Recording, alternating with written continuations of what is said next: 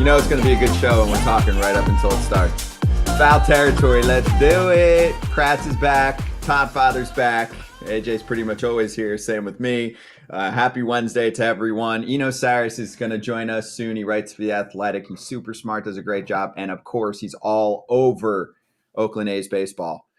And he will give us the lowdown of what went down last night. And then an hour later, his teammate at The Athletic, Chandler, who writes on the Houston Astros. And then at the end of the show, our buddy Nate from Slab Stocks is going to hook us up with some card evaluation pricing. Before we dig in too deep, did you see The Athletic let a bunch of people go? Yes. New York Times cut the White Sox beat writer.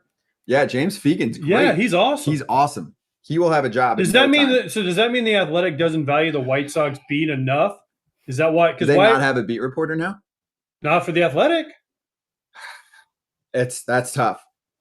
I don't know. Is that what that means? I was pissed because he's a good dude too, and he writes really. I love The Athletic, but the New York Times bought The Athletic. Yes. So they're now, because it was kind of a writer-started thing, right? Rosenthal and a bunch of other guys kind of got together and said, "Hey, we're going to make our own little website-y thing, app thingy." Corporate world gets and then involved. New York Times came in and bought them for a lot of money. Yeah, which I'm all for. But then now they're letting the guys go. I do not agree with what went You're down. supposed to be the media expert. I'm a sports media junkie. I'm all over it. Nobody's more corporate than the owner of the Oakland A's, John Fisher, Todd Father. That game was freaking awesome. And we'll dive deeper into it as we go along. But they packed the hell out of the place. It was almost 28,000. And apparently there were tons of people that couldn't get in because they had parking and logistical issues and highway traffic and whatever else. No surprise. There was also like a K-pop concert going on nearby. I also wouldn't be surprised if they were like, let's make it a little more difficult for this place to be too packed. But it was a fun watch. Yeah, most definitely. I mean, seeing people come together and just for this slight little cause here to either keep the team, they want Fisher out, they want everything. I mean, you don't see this happening with hundreds of people. They all had sell shirts. They all made their own posters. It was unbelievable. And playing in front of that crowd, if I'm an Oakland A player, they won 7 in a row. It's pretty cool. They couldn't hear themselves on the pitch comm, and something that hasn't happened there in a long time. Kratzy. And also I know it's a little bit of a somber day for Erik because his team got bounced in the Pennsylvania State Championships. Oh, because we've been talking about it. It's a storyline. I didn't know that. And a lot of lot of your players follow and watch the show. So no, I wanted to give a shout out, and you can do it way better than I can, to the squad for having a really, really strong season, and we appreciate them. Yeah, no doubt. Definitely appreciate those boys. Talked to them last night. Talked to them, after our bus trip, before we got on the bus. It sucks when you think you're the better team and then you go out and you see the team you play against and you're the better team. Just didn't happen. So, hey, you know what? The Rays lost. What did Rowdy say yesterday? Seabiscuit wins a race every once in a while. Yep. Hey, he's not happy, bro. I haven't seen Erik like this before. I could hear it in his voice. It's tough. But you know what? You gotta. I've lost a lot of big games. Whether I had a part in it or not, I've lost a lot of big games. So you know what? You move on. I just told the boys, hey, if it changes who you are as a person, then everything we did during the season, is for nothing. But you move on, and I think we grew a lot. It's tough for the seniors, just like AJ said, when they lost, it's always tough to see them. But you know what? The sun came up today. Yep, you're good. And we're here for you every day. Can I ask you this, Erik? Is it tougher being a coach watching your son lose, or is it tougher when you lost like a big game? So for me, I can't stand watching my kids lose, but it's worse for me that way. Easily worse to watch your kid lose. And honestly, for me, losing, I can deal with losing. It's seeing my teammates, seeing guys that won't be back the next year, seeing guys that went through a lot to get there, all that kind of stuff. And so it's the same for the kids. Like, you're 5 days a week practice. We don't practice as much as AJ's team did, through the fall and everything. But still, you're you're locked in. And we talked about this. We talked about it the whole way through. And just like in the big leagues, you talk about it since spring training. Like, we're going to win the World Series. And I think the more emotional people are, the more, and it's personalities too, but it's how much you put into it and how much you care about the other guys. So that's seeing that emotion from the boys yesterday and, texting with them today. That's the toughest part, is these guys will never play together again. It's the finality of it, right, Eric? It's also there's no practice today, because you go months and months and months and you have practice every day. And then you wake up one day and you say, oh, I don't have practice any today. What do I do with my time? What do I do with all this free time? And that was even when we this show. well, I do that anyways. We do that, yeah. Even when we won, Eric, a couple years ago, the day after we won, it was like, all right, now what do we do? Because there's no practice. Because you do practice in here we're January to May, end of May. So you get 4 months solid of 4 to 5 months of every single day except Sunday where you practice and you're together, and then you win or lose, and it's like, now what? What do I do because I have so much time on my hands and I'm bored. I need to start practice again. Mm-hmm. So that, for me, that was a thing when you win or lose, and it's like, I don't know if you guys ever played in a game 163. Oh yeah. You lose and you're like, wait, we lost. Wait, what? We don't even get a playoff series. It's over. What happened? Like, if you're on a bad team and you see it coming, the season, you're like, oh, the season's over. You play in that one game playoff and you lose. You're like, wait, it's over? What happened? It hits you fast. Yeah, it's like, oh man, it's like crushing. I never lost the 163. We won it, but I understand what you're saying. Like, you win. Like, when we lost in 17, Todd, to the Astros, we were in Houston. Like, we were we knew we were playing the Dodgers when we won Game 7. You never sit there and go, well, if you win. No, you're packed. Your stuff's packed. So it was the same for our team here. Like, today, we were going to have practice, and we were getting packed up to go to State College, the Penn State, and we were going to play the final game there. And, so everything's ready. Everything's prepared. So, yeah, that's tough.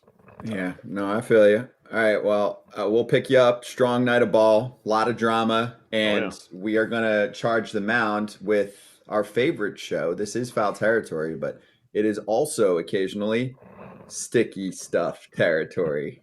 The two words used most commonly on this show, not just by us, but by current players that are always confused about the rules. So let's dive into Yanks Mets. And there's a lot to unpack, including the Mets being absolutely terrible right now and falling apart, crumbling their way to potentially being sellers at the deadline. I mean, you got to win games, or, I mean, you're not even going to have a freaking sniffing chance in the National League. They're in Scherzer. They had Scherzer. Yeah, and Scherzer, he was very accountable. Scherzer, he always is. He always is. Actually, you know who is too? Because he's been bad. Lindor. Every game stands up. We got to do better. Things are going to turn around. I'm here. Never like the sneaking away. He stands up. He takes it. Scherzer was like, put the camera on me. My slider had no freaking break to it. I was hanging everything. And then let's get to the headliner. Drew Smith enters the game. Drew Smith leaves the game because on the mound, they were checking his hands and they said, nope, they're too sticky. You're out of here. And not only does it screw the team in that game, and here we're showing it for the crowd that's able to watch right now. As Lindor puts chapstick on as he's getting banged for sticky. He's like, is chapstick okay? I don't know what the rules are. And Drew was shocked. And this part to me of the rule too is crazy. So he's booted, 10 game suspension. You lose the roster spot. Yet if you get caught with PEDs, you don't lose the roster spot. That is one of the dumbest rule differences. I love McNeil too. McNeil's like, you've got to be kidding. They all were. And Max had great quotes afterwards too. We're all angry about this one. He said, and they were saying, if you feel his hand, you don't feel anything. Drew Smith said, really surprised. I haven't done anything different all year. It's the same two words. Said he talked to he made the MLB guy in the dugout feel his hand.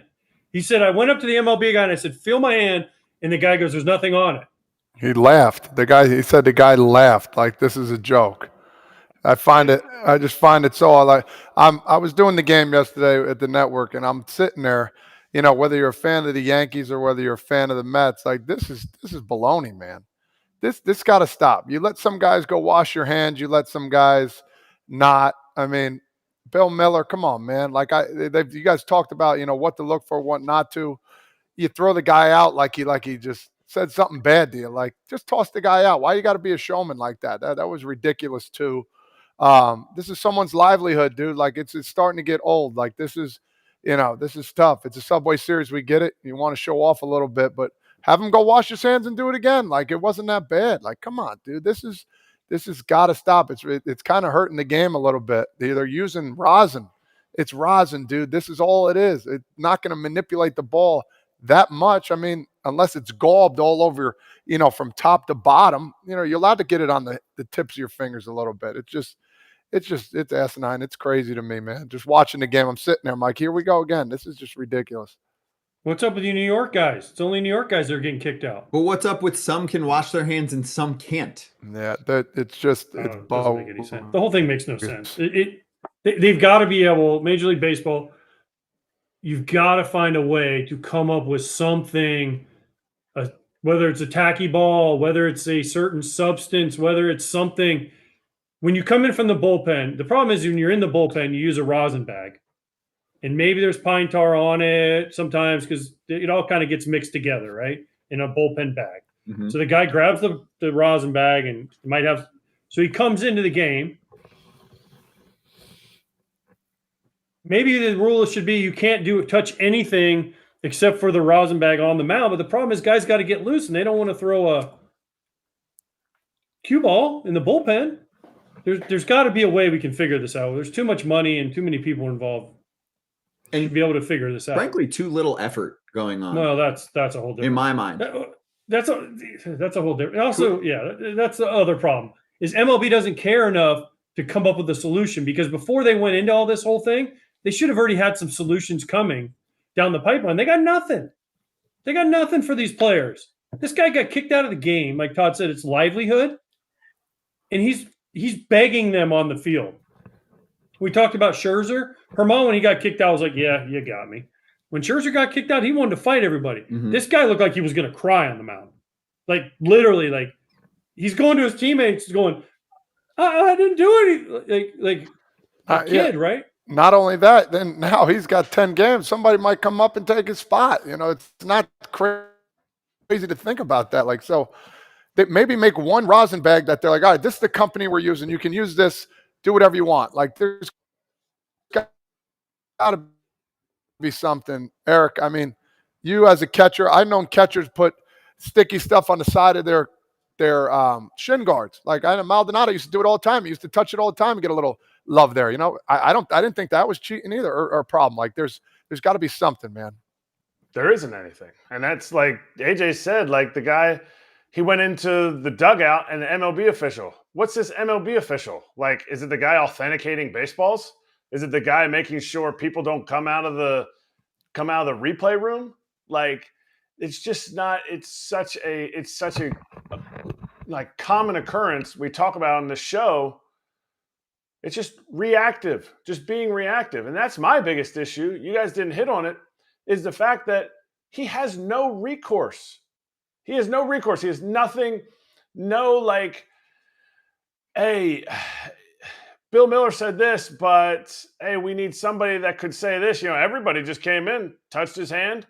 His Mets teammates were like, it's not that sticky. Like, it doesn't feel anything. I guess, he didn't put chapstick on his hands from Lindor, but you sit there and you go, what are the players supposed to do? And to me, when pitchers come on here and they're like, it's not really something I worry about. Like, really? Like, there's dudes that don't even touch the rosin bag? Well, wait till July because you're going to really start touching a rosin bag. And how do you know? It's like taking like a contaminated supplement. Like the dudes, we found out through testing, very few guys are, there's contaminated substances not in all the NSF stuff. But there's clearly something going on with like guys sweating, guys' opinion of stickiness. And there's just there's no recourse. Players get all the punishment. Yeah, it's crazy. Let me bring another point. How about Max Scherzer yesterday, man? His slider, that thing. I mean, nothing for nothing. That was a cement mixer, man. That slider got hit around, Scotty. I mean, listen, there's not much bite to it right now. His changeup didn't look good. Severino, the same thing. I mean, his fastball was up all day. He didn't get ahead of batters. He faced 13 batters in 2 innings and threw 52 pitches in 2 innings. That's not going to do it. So these pitchers right now, it's tough. It's tough to watch. Severino's he was begging. Don't forget, he was begging to come back. Yeah. Remember, he was on rehab, Todd, and he's like, I don't need these rehab. I'm ready for New York. And he's come back and has been not good. Yeah. He can't throw a fastball for a strike, and he doesn't throw a slider anymore. I mean, if he did, it wasn't very good. He was fastball changeup. What happened to the slider he used to have? And Scherzer, man, Scherzer and Verlander have been getting whacked this year, and those are the 2 guys. Yeah. Those are the 2 guys they were counting on. Spending a ton of money on him. It's just not happening for them right now. Yeah, Max went 3 in the 3rd, and for the offense, I mean, they put up runs. They lost 7-6, but Clay Holmes comes in that game in the 8th, and he strikes out. Awesome. His stuff is freaking filthy. Punched out Lindor. Punched out Marte. Mm-hmm. That was the game, basically. Looks like a left-handed slider. His sinker it's gross. It almost looks like it moves too much. Like he might be like a Zach Britton, 4 before 3. Like I don't know that he can throw 3 strikes before he throws 4 balls. It's just they just set up down the middle, and it's just like. Yeah, Aaron Boone afterwards was like, this was one of those fun ones. I'm like, not for the Mets. They're on pace for 87 losses. They're 31-36. They've lost 9 of 10. How far are they behind the Braves? They're almost out of striking distance. They're almost out of striking distance. It's only 9.5? 9.5. Or are you guessing? No, I pulled it up. Yeah, it's 9.5. Okay, so and I want to swing to the next because we got Sarris soon. The St. Louis Cardinals are 8.5 back of the Pittsburgh Pirates. They're closer than the National Mets. League Central. They're closer than the Mets. Not by much. Just saying. I mean, they lost again, and they got into it with San Francisco. Jack Flaherty got rocked. And let's start with the benches clearing. Let's show that, and for the podcast crowd, let's listen to that.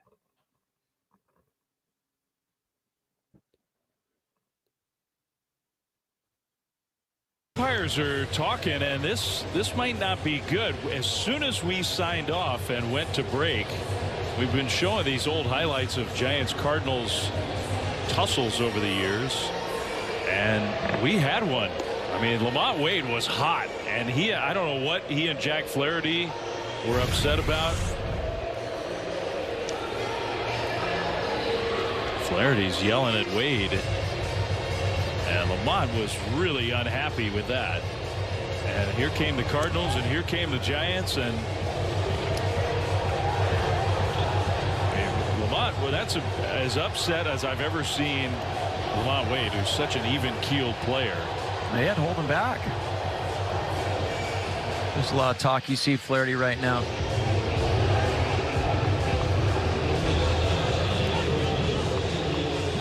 Maybe Flaherty thought Wade was relaying signs from second base. Well, that's the only thing I can think of, that Flaherty thought that somehow Lamont was trying to give some signals from second. I can't read lips that good, but it looked like he's like, you're a bitch is what he said. That also rhymes with pitch, so maybe you're giving the pitch. No. But it looked like he goes, you're a bitch. I'll take option A, and Lamont Wade is chill. He's a chill dude. If it's like, yo, Lamont, car's on fire, he's like, all right, I'll get over there in a few. Like it takes a lot to get him. Well, yeah, but when the pitcher calls you a bitch, then forget it. That's why he got hot. Of course. But besides the fact that Flaherty got whacked, the Cardinals can't score any runs. And Wilson Contreras, 198, 639 OPS, 198. We're June 14th right now, 198. Free agents first year after signing often struggle. But not that. Well, also not for a guy that's known to hit. Bad team, pitchers blaming him for being bad. There's a lot going on there. Yeah, but 198, 639. His career 252, 794 OPS. You think the Cardinals kind of thought something like this could happen You know, they got, or do you think they just signed Wilson? Not that he was going to do bad, but you think they just were like, we're going to go out and sign Wilson Contreras because it just adds to our power pack lineup? Or do you think they were like, we need to add some offense because I think we see this kind of thing happening? Or do you think they're just all struggling at the same time? No, I think the Cardinals went out because they lost Yadi Molina and said, we're going to try and get the best catcher available. That was Wilson Contreras, when they probably should have maybe tried to trade for Sean Murphy. I don't know if they had the players to do it, but they went out and said, we're going to sign Wilson Contreras. He's the best free agent catcher. Looks good to the fans. Hey, we're trying. We're spending our money. We got Arenado. We got Goldschmidt. We got Contreras. We got all these guys. And it ain't working. So I don't. Is it the GM, manager? I don't know. Players? Who do you put it on? Pitching? We've beaten the Cardinals to death. I can tell you. Okay, tell me. It's on the front office. This is not a suitable starting pitching staff. Okay. And Kratzy, you shake your head yes, because how consistent have I been on that very topic? And I'm not the only one. It's not like I came out of the blue with this. There's a lot of writing and fan talk going on since the offseason going, is this the starting staff we're going with? The answer was yes, and it's hurting. And yes, the offense is not up to speed right now. They've been inconsistent. They did carry the team for like 2 weeks. Yeah, but that was it. I know. That was when they got hot. But to me, it's not a starting staff that will take a team to a postseason. And it is fixable because they have a lot more position player wise to trade away, even though, yes, it's not superstar names everywhere. There's guys with ceilings that are not being reached right now that they can trade. It's 1-0 already. Giants bases loaded, no outs against the Cardinals. Giants have won 18. Giants are playing 18 and good. 9 in They're their playing last good. 27. They're playing well in Penn's corner this morning in the Athletic windup. 7 players for $200 million after they missed out on Judge and the whole Correa physical thing. You know, Haniger went down. He fractured his right forearm. Because he gets unlucky with injuries anyway, and he's going to be out for a while. But Luis Matos, I think, is going to get called up. He's really good. Their young dudes are playing well. Patrick Bailey, a.k.a. AJ Pierzynski. Yeah. No. I don't want to put that on that kid. It's too much pressure. One man to handle. Brett Wisely. Kyle Harrison's probably going to come up soon. He's a great pitching prospect. You know what they are? Keep it in the zone. Talk to Susan Slusser. They're more athletic. And they have more energy because they bring up these young kids. Now, teams with veterans, I'm all for, because as a veteran, you know, when you get to be a veteran, you want guys with veterans, but you need the right mix. And last year, if you looked at the Giants, they were really old. They didn't cover a lot of ground. And then now they brought up some of their young guys, and they can cover more ground. They're better defensively. They have more energy. They just look like a different team. And give credit to the young guys in the Giants organization for bringing these kids up and saying, go get them, kids. And they've responded. Well-run organization, too, for anxiety. This is his first go-around with this team of building his own minor league system. And now you're seeing it, right? He took over the team. He was like, damn, there's nothing. And they had to just scrap and claw. And it kind of worked at least 2 years ago. And then now the young guys are coming, his guys, and they're performing. So they look good. Good on them. Mm-hmm. All right, let's hit the Minnesota Twins and Carlos Correa. You like that move, Todd Father? Did the Little Leaguers ever do that? A little bit of this? Hey, so when I rounded second base after I had home run, I look in the watch. That was my thing. Something subtle. Everybody's like, oh, why you do that, man? I just letting the pitcher know it was the wrong time to throw that pitch. That was all I did. But, you know, nobody knew about it. It was just my little thing. But, yeah, I mean, I don't know. People have their own little quirks. I mean, I don't know. I don't think AJ or Eric would do something like that. No. Yeah, but it's awesome. I flip my bat, though. I'd throw my bat way up in the air. Yeah. Walk-off homer, I don't know how Kratzy felt, but if you hit a walk-off homer against me, all bets are off. Do whatever you want. You just beat us. Like the time Prince Fielder jumped and everyone fell down and they hit him the next year, the Giants. Dude, come on, the game's over. Who cares? I was tired. You hit off a walk-off homer? Dude, do whatever you want. Who cares? Game's over. Not watching. I wouldn't even watch. Yeah, I'd watch just to see if somebody did something cool. Like, I want to see something cool. And they said on the Twins broadcast, like, that's the signature moment of Correa's Twins career so far. That game, you're down 5-2. How'd that go for your lock? Terribly. We'll get into that later. But awesome moment. Hey, Corbin Burns, got my K-prop. Corbin Burns looks great. And by the way, Matos is debuting today and already has a knock. in No, this it's game while 2-0. we're Basically, talking. they're still loaded, no out. Yeah, Cardinals are screwed. But anyway, yeah, Devin Williams, who hadn't blown a save all year at airbender. an ERA, half a run. So it happens. But yeah, Baseball. big moment for Correa. Twins offense sucks. So they needed that. If Carlos gets hot, it makes a big difference for them. Shouldn't have traded away Luis Ariz. But anyway. Pablo Lopez pitched all right last night, too. Just saying. I'm going to throw this in there before we get to, Sarris, because why not? 2 former Twins on redemption tours right now. Me and who else? Yeah, you for foul territory. Aaron Hicks. Oh, dude, he's rocking and Dude, he's rocking. He's rocking and the pinstripes are heavy, boy. Tell him, Todd. Those pinstripes are heavy. No more pressure, baby. The pressure's off now. Yeah, because they're not booing his ass all day and night in Baltimore. They're like, hey, welcome. They're actually pumped to have a former Yank. Orioles have won 5 in a row. They're 4 games back at Tampa Bay. Gunnar Henderson's having a week and a half. Yeah, he was awful before that. Yes, he was. Awful. Yes. Now he's player of the week. He had a grand slam yesterday. So numbers for Aaron Hicks with Baltimore. Do you want to guess what his OPS is with Baltimore? Obviously, it's small sample. 1,100. 41 plate appearances. 1154. His OPS plus hundreds league average 220. I mean, I know it's 41 plate appearances, but but still with the Yanks, he's a good dude, man. He's a great dude. But also, did you see what he was doing with the Yanks? See the hit he got last night? It was awesome. Doink. Awesome. Things are going his way. Some pop is back for him. He's made some nice plays in the outfield. Yeah, but like you were saying, things are going his way.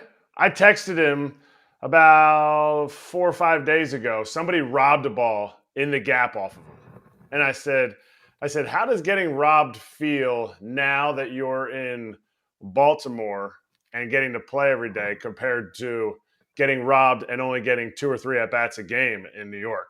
And he was like, dude, you have no idea the difference in the feeling. Like, he feels like he can just whatever. But when you get robbed in New York or as a bench player, you're sitting there going, now I'm not going to get my next at-bat. They're going to bring someone in to hit for me, or I'm only coming in tomorrow night in the 7th inning for defense. It is just a breath of fresh air. And obviously the numbers, we're saying this because the numbers are what they are. But you know what? The numbers are what they are. Like, it matters. He's on a team that wants to win, and he's contributing.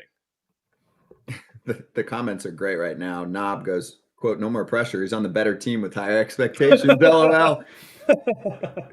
He's not totally wrong. Chris goes, Hicks got beard power. LOL. That's true. Also true. Yeah. All right. So one more. Hold on. Before we get off this subject, though, as a player, and you guys, I would think, agree with this. If you don't know exactly when you're going to play, if you don't know your role, and every fan out there goes, well, why does it matter where you hit in the lineup, or why does it matter if you don't know you're going to play? Or if you don't know your role and you don't know when you're going to play, or at least have a decent and pretty good idea of what you're going to do as a player, it is hard to be productive as a player, no matter how good of a player you are. If you're guessing when you're going to play, if you're scared to death that you're going to come out of the game if you don't get a hit, you will not be your best player. And that is the job of the manager. And I'm not getting on Aaron Boone. I'm not getting on any manager because it's really hard.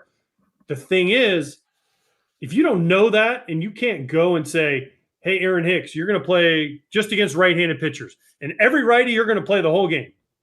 And then if there's a lefty, you're not going to play. I don't know. That's just an example. Or you're going to hit ninth for us, and you're going to play every day because you're a switch hitter. You're going to hit lefties and righties. You're going to play left field, and you're out there.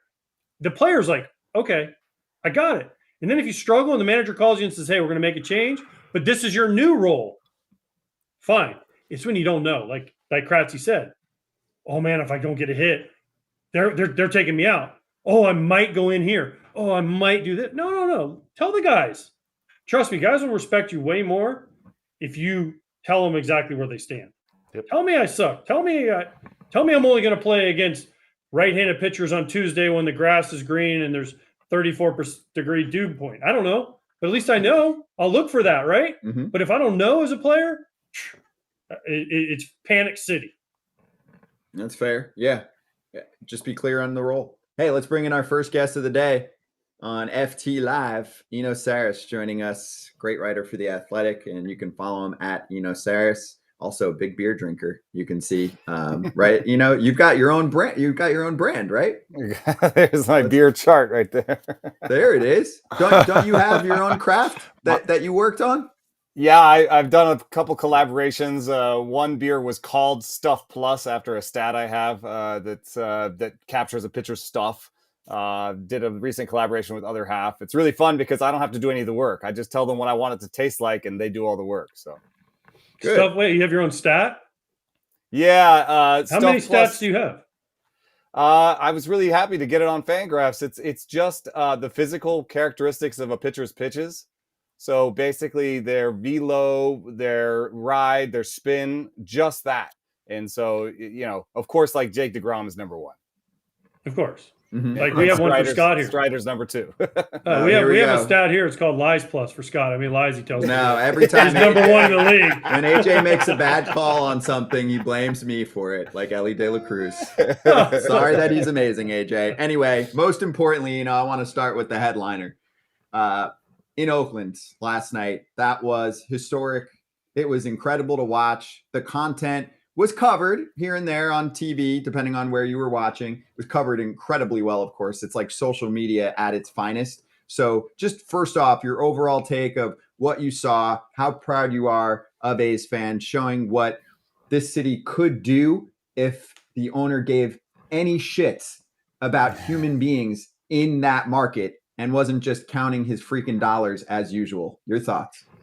Yeah, I mean, from 2001 to 2005, the A's ranked 6th or 7th in American League attendance. It was a place that baseball thrived, and last night baseball thrived again in Oakland. They had 28,000 people attend. That's better than all but 10 teams in Major League Baseball on a Tuesday night this year. So it was really kind of raucous. It was fun. The vuvuzelas were back. The drums were back. The tailgating was back. It's something that I haven't seen in a while. I've been going to games there this year on Tuesday nights where we're pretty sure we've done counting. We've actually counted single bodies in there and come up short of 1,000.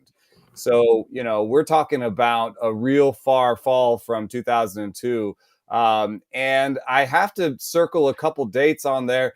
2006 is the first time ownership started talking about moving the team out of Oakland. 2016 is when ownership went fully over to John Fisher. Since those days, since 2006, they've never ranked higher than 9th in the American League in attendance. And since 2016, they've ranked basically 13th in the American League in attendance. And it has to do with there's not the same kind of concessions. I'm a beer guy. The beers disappeared. There's nobody working the place there anymore. They used to have dollar days on Wednesdays where you could get a hot dog and a dollar seat to the third deck. The payroll used to be something that was bad, but not great to, worst in the league kind of bad. So, there's a pretty strong evidence of what you're talking about that, there's a lack of investment from the ownership there. Last night, though, there was a bit of a kind of a melancholic feel. There's been some advancement in the Vegas stuff. So there was some sadness, but there was let's party one last time. Let's all get together and party one last time and remember what it was like. It's that kind of positive but negative feeling at the same time. It was pretty poignant. Yeah, it looked pretty surreal, to be honest with you. All the fans coming together and finding a way to get the same shirts on, making their own poster boards and all that kind of stuff. I'm curious from you if you heard anything from the players. Like, what are their perspective on it? And what are they saying, especially about last night, how cool that was? They were pumped. I mean, you saw Trevor May when he got that last out. He was screaming. And even before the game, you could tell they were excited. You talked to Seth Brown saying, we know that it can get good in here. And Seth Brown is one of the veterans who's seen better days. They had 40,000 plus for the wild card game in 2019. So he was like, I'm just excited to have it be like it was, I feel really badly for the players and for the staff and even the front office, not all the way up, but the sort of the PR guys, everybody that has to work in this environment every day, because it's so sad. You basically have your future taken away from you. Baseball is one of these games where we look down the schedule. We look to the future. I have to get ready by spring. I have to do this by March. I have to do this by April. the future's gone in Oakland. There's, why would I care about these young players if they're going to be young players for the Vegas squad and not for my squad in Oakland? Now let me ask you this. Along those lines are, once that move does happen, what happens to everybody that's worked there? What happens to, the people that, might have to get up and leave? Are people going to get up and go to Vegas, or is it going to be a whole revamp of everything? Yeah, it's obviously like the number one topic of conversation when you're standing around in the clubhouse, with the PR guys, and you're talking to the people in the front office at your contacts, and everybody has a slightly different answer. I would go, I wouldn't go. It's, but I think they would keep much of it intact, and I don't know if I would assume the owner's not going to actually offer them that much money to relocate. So it might just be on them to get to Vegas. If they can make it to Vegas, yeah, you can keep your job. But there's also, I was joking with Jessica Kleinschmidt. She's from Reno, and one of the recent things out of Vegas was they might play for a year in Reno while they're building the stadium. The capacity in Reno is around 10,000. So I guess they'd be used to it. There's nobody coming to A's games now. So what is the outlook? We can all just say, oh yeah, they're going to go to Vegas. They're not going to Vegas. No, expansion team. Vegas doesn't want them. Now Bills passed. What is the outlook? What is the outlook of if you're sitting next to John Fisher and you're his advisor and you're saying, hey, everything's going perfect. We're tanking. But in 5, 7, 10 years, we're going to be successful in Vegas? Or what's we're going to start spending in Vegas? What is the outlook for a Vegas fan? Am I frozen? Anyway, can you hear me? Can hear you. Yep. Yeah, okay. We hear you. You're frozen. We might need you to kick back and in. Let's see. Yeah. Anyway, the weird thing about Vegas is it will immediately be the smallest market in baseball. And so you're talking about they're the 40th biggest TV market. The Bay Area is 10th. So you're going to a really small market. And I know there's a lot of people saying, tourists will come. There are tourists in the Bay Area too. And if you look at Yankees games, 35,000 used to go to Oakland Stadium to go to a Yankees game. And that's down to, 18, 20,000 in the last couple of years. And this is with good Yankees teams. So I wouldn't depend on tourism. And I would say, I think Oakland is the better chance. Now, if you're doing this to leverage Oakland and to finally signing whatever 450 million you want for your stadium, then, I guess that, kudos to you. But I actually think that Oakland is a better situation for baseball than Vegas. Vegas is a smaller town. The industry is lesser. And, in terms of attendance, I'm not sure that they're going to beat 25,000 a night, just like they would have in Oakland. Before we're going to have to refresh your feed here, but before we do, we'll come right back. Can you still hear me? He's going to come right back. Okay. Yeah. Okay. Oh, there yeah. There he is. Okay, perfect. I have friends that live in Vegas. They don't want the A's. Every person, I have multiple friends that live in Vegas. They're like, we do not want the A's. We don't want them. Do they want baseball? Yeah, but it's not. They're. You know what another quote was? More of Oakland's trash, because they got the Raiders, who weren't very good, and now they're getting the A's, who aren't very good, and so they're like they love the Raiders, obviously, but football's different because it's one game a week. Baseball doesn't work like that. It's 10 games in a row, 10 nights in a row. Yeah, right. But they don't want them because they want their own team. That's why the Knights are so successful there. Vegas born, right? Everywhere you look, I've been to Knights games. Everyone has Vegas born. This Vegas, they're from Vegas. Knighted, the whole deal, and that works. Why would MLB do this? Why, if it seems like the people, how hard did they have to fight to get the bill passed? Does anybody really want them in Vegas?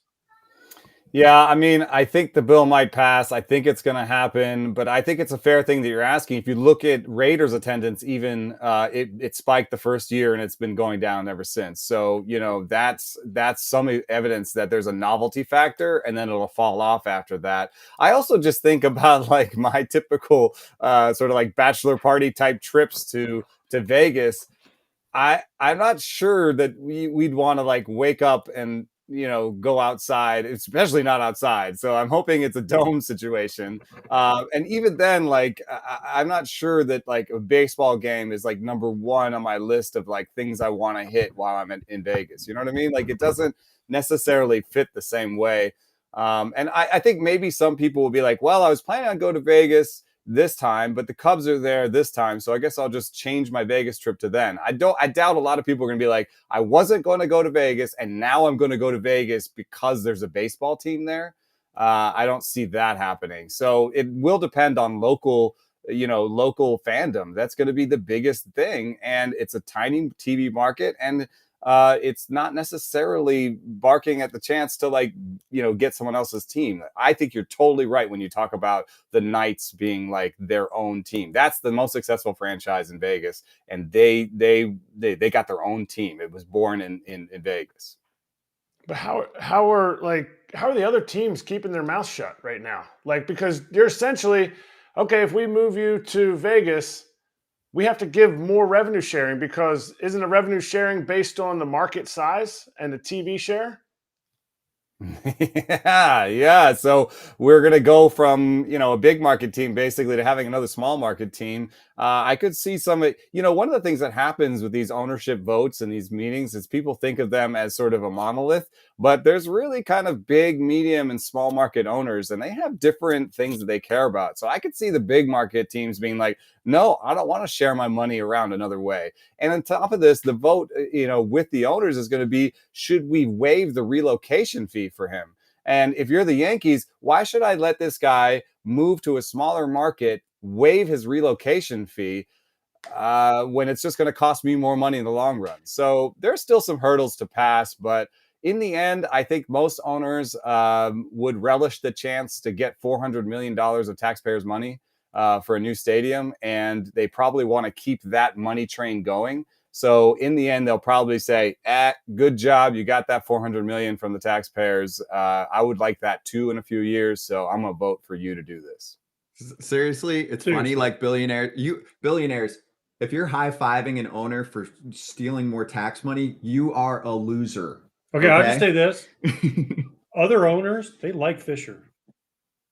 Yeah, he's like a C League frat brother or something. He's in other owners like group. John Fisher. Go on. What do they like about him? I think they know him. They like him. They went on fishing trips with him or whatever. I don't know. They like him. I'm just telling you, they like him. Okay. Well, he loves being a monster. He loves playing monster in real life. But where is he? Where is he? Did we get John Fisher to give a press conference? How does John Fisher not talk to people last night? The media. I don't even really know what he looks like. Seriously? I do because the cornhole had his face on it with his mouth where they were throwing the bags into his mouth. That's right. He was everywhere last night. That was funny. But one point about the stadium thing, the economic research suggests that those stadiums do not create the kind of income, tax revenue, jobs that people say. And one way that I would think about it is there's a Tropicana there right now where they want to be, right? So there are lots of jobs there right now. There are people that are bartenders and maids and whatever, all sorts of jobs there that are then they're going to get rid of the Tropicana. So that's zero. So that's a loss of jobs. And then the new jobs you bring in are going to be very similar, but 4 years down the line. So what ends up happening is you create some short-term construction jobs, but construction is kind of one of these jobs where you go where the job is, right? So it's not necessarily you created these jobs, you just moved them to Vegas. They were on a big construction project at the Hoover Dam, and they all moved down to Vegas to build this, or they moved from one thing to one hotel to another. So in terms of long-term job growth, it doesn't work out. In terms of tax revenue, it doesn't work out. Basically, you give the owners this whole tax exempt status, you give them $400 million, and you never get any money back from that. So that's what the research says. It is basically a money grab. Unless you can do what the Braves did and the Cardinals have done. You don't need that. Vegas already has it. Do you know what I'm saying? Like, if you have you ever been to the Battery in Atlanta? I haven't. It's unbelievable. It's unbelievable. It's about the stuff around it, right? They created a city. They created their own little town. Yeah. And everything in there, they get a cutoff of parking. Yes. There's hotels, there's apartments, there's businesses, there's restaurants, there's bars. And my wife and kid are just there now. There's no Braves game. You can't get into a restaurant. And the Braves aren't even in town. So it is the place to be. And you go to Cardinal Village in St. Louis, it's the same thing. So if the way to make it work is to buy a huge piece of land, build the stadium, and then own everything around. They wanted to do that in Oakland. Yeah, but unfortunately, unfortunately, it's still a bit of a cash grab because a lot of that stuff is tax exempt. So there's business happening there, and yes, there are some jobs happening there, but the tax revenue from those restaurants and all that stuff, a lot of that's tax exempt. So it's still a kind of a bad deal for taxpayers. Now, will it create some peripheral jobs? I think so. I mean, I think San Diego is a bit of a success story. The gas lamp is way better than it used to be. They've extended that. Barrio Logan is better around it. So, I do think that stadiums can be helpful. But another thing that stadiums do, if you've noticed, is create a lot of parking lots. How many stadiums you've been to that are surrounded by parking lots? So if they could do what you're talking about and surround it by much more interesting things than parking lots, then we can start talking. But generally, it's a bad deal for taxpayers. And I know who's not friends with John Fisher going fishing with him. So Yankees owner Hal Steinbrenner was asked yesterday about the A's uncompetitive on-field product. Quote, anytime a team is putting out a product that's not good for the industry as a whole, yes, I'm absolutely concerned about that. And he said this applies to more than one team. And the other quote that got me was, hold on, here it is. What really gets me going in a negative way is owners that aren't putting money into the team when they could be. That's from Hal. And some owners probably go, oh, you're the Yankees, you're rich. Okay, well, the Yankees are worth a lot more. Any complaining ever by an owner, sell the team. Yeah, there's just plenty like of guys they lined put up on the to buy them. shirts. People, there's others. Remember like Castellini last year, the famous Reds quote, you stuck with us. Yeah, you don't have another option. Yeah. No other human could run the Reds like him, right? Yeah. I think that's a surprising amount of honesty there from Hal Steinbrenner. I agree. I thought it was great, right? And that sets up already, the battle that you'll have probably again when the next collective bargaining agreement comes up, because what people don't realize is there's fighting between the players and the owners. There is just as much, if not more, fighting, and that's part of Rob Manfred's job, between owners, right? Small market owners who still want to profit their asses off, but then also want to win and just have it all and have their cake and eat it too. And they're jealous of the big market owners that are making money and are able to spend more and are looked at by their fans and their community more as heroes versus some of the losers that we talk about all the time, like Fisher and Bob Nutting.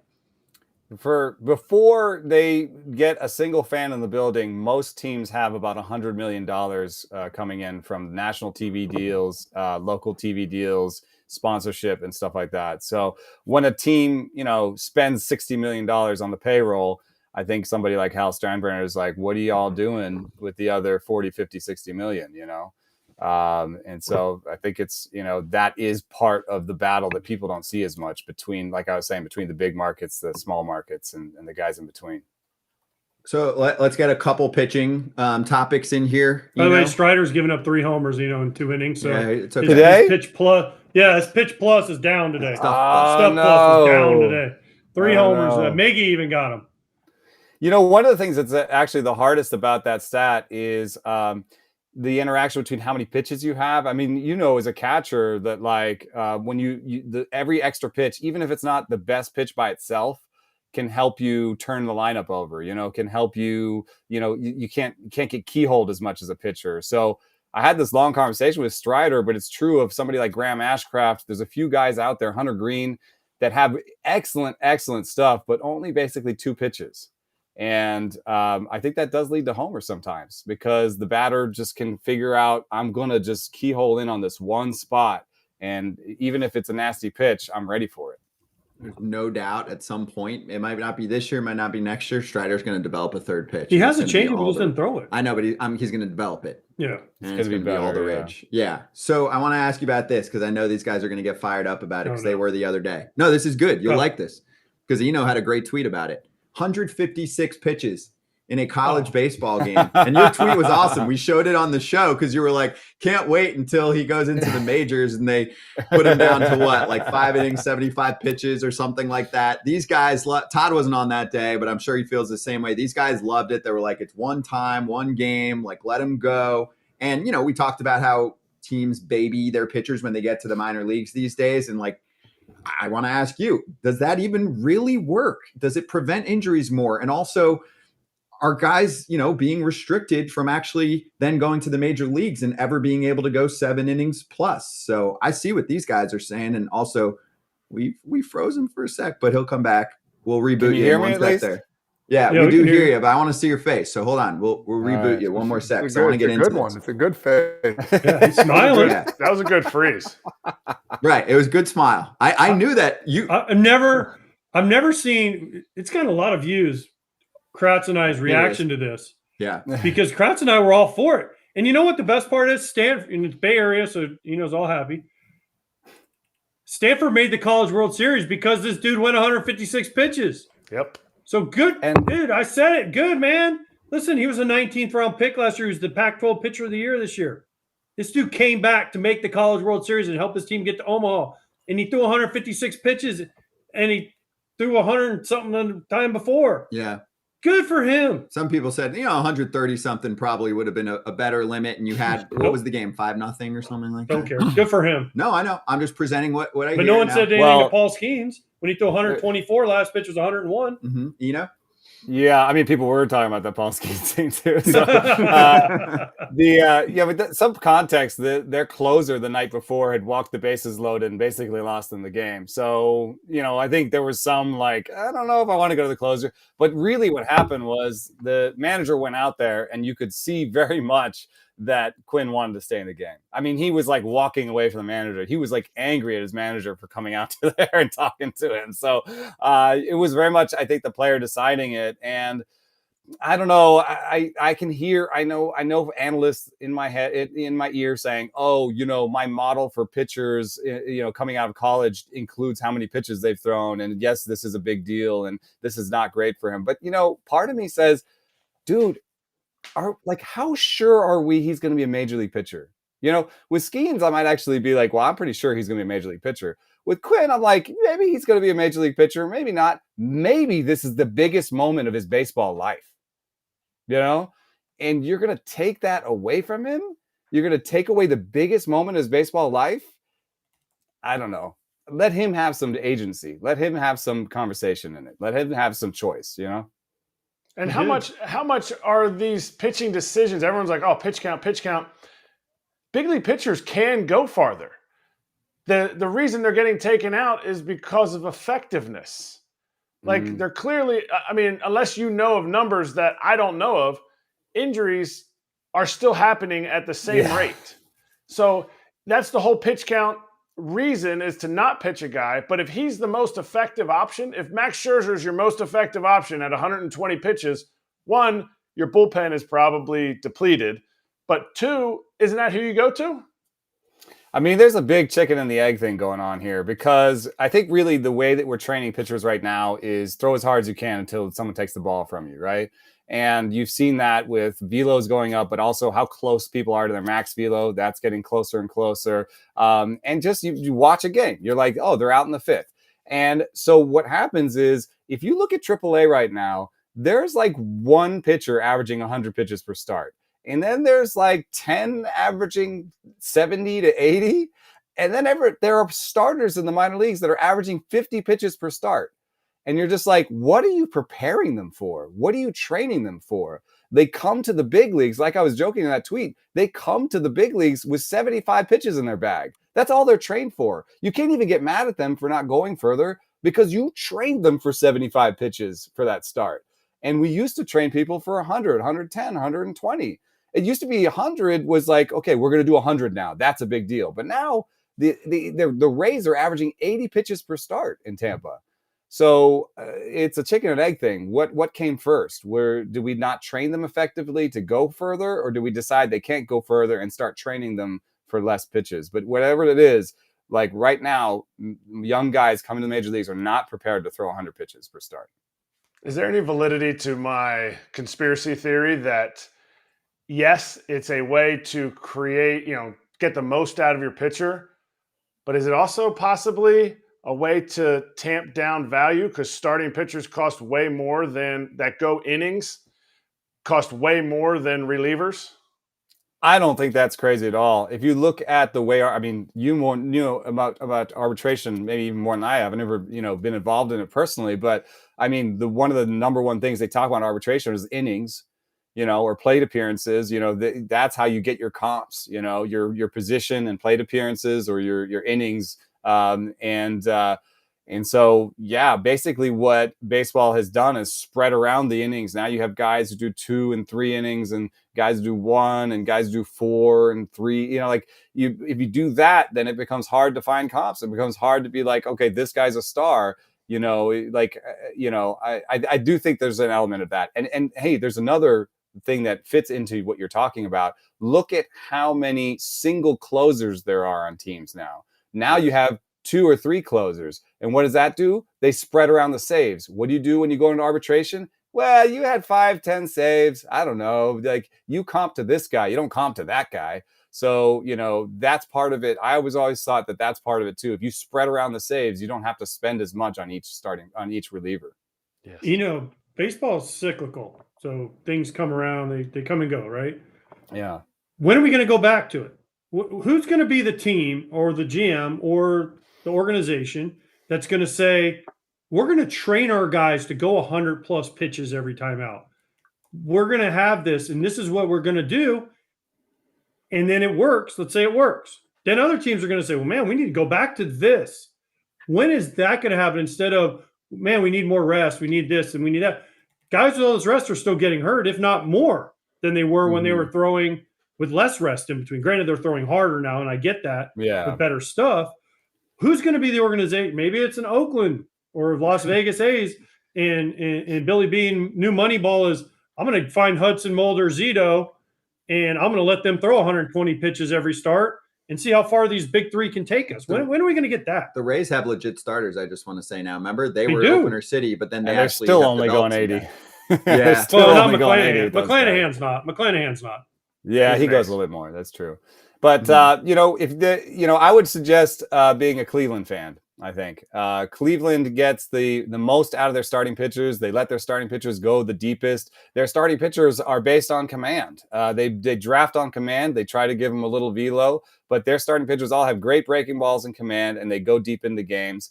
And if you look at on the offensive side, they're a little different too. They're a singles hitting contact team that doesn't necessarily hit the ball for power like other teams.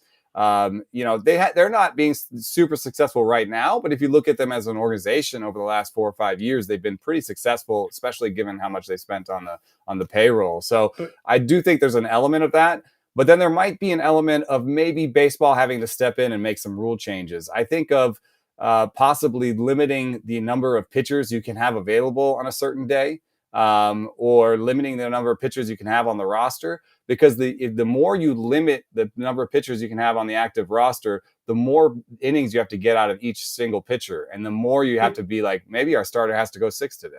Don't they do that right now? Isn't there a limit? You can only have 13 pitchers? I thought they did that now. The 13, it is 13, but it used to be like 11 and 12 when the rosters were smaller, right? So like, they gained one person, so they gained an extra pitcher. Mm-hmm. Right. You're talking about you're talking about the Guardians, but is that Terry Francona or is that an organizational thing? Because if you sit down and talk to Tito, he wants his starters to go deep. And I'll say this until I'm blue in the face.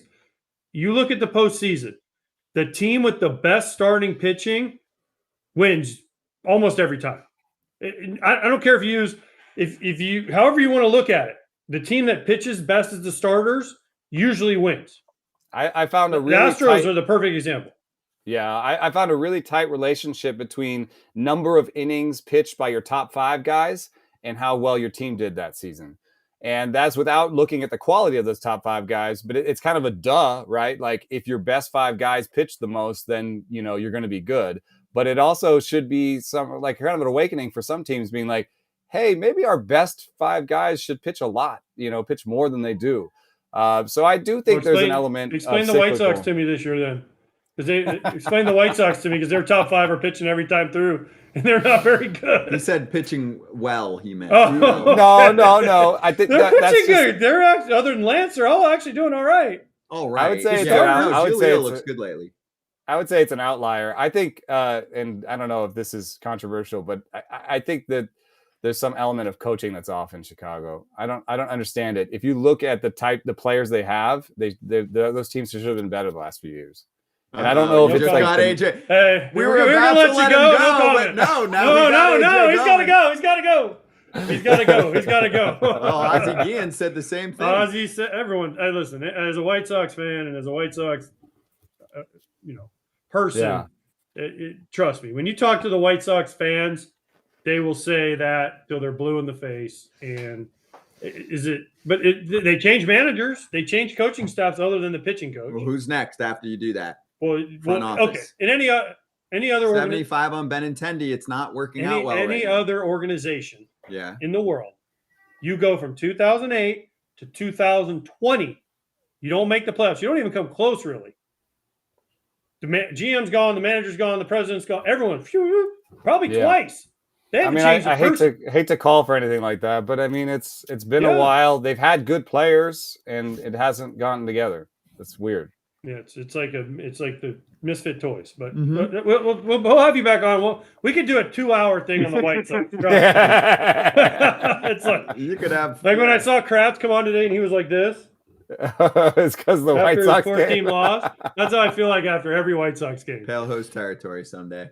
Hey, it's great to have you. I really appreciate the time and to bring you on with these guys and to talk A's baseball because, I mean, a lot of places aren't covering all the stories. Obviously, there's articles, but the A's broadcast didn't cover last night at all. Pre-game, they did apparently. During the game, it was like, oh, this is a great atmosphere. I'm like, because? There was a lot of 4-letter words being thrown around. There was a lot of F. John Fisher going down out there that they probably had to mute out. The Rays did an awesome job. Hey, the Rays, I watched the Rays broadcast.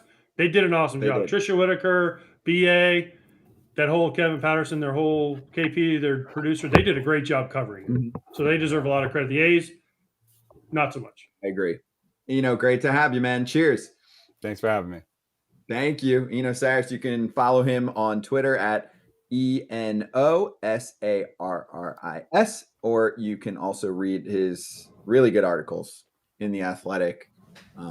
Covers a wide variety of topics, does a great job. Dude is one of the smartest in the biz, especially on pitching. Let's get to a little more A's content because Todd Father just can't get enough right now. Okay. It is time for the BSBLR Viral Hit of the Week. The content that just keeps on giving here.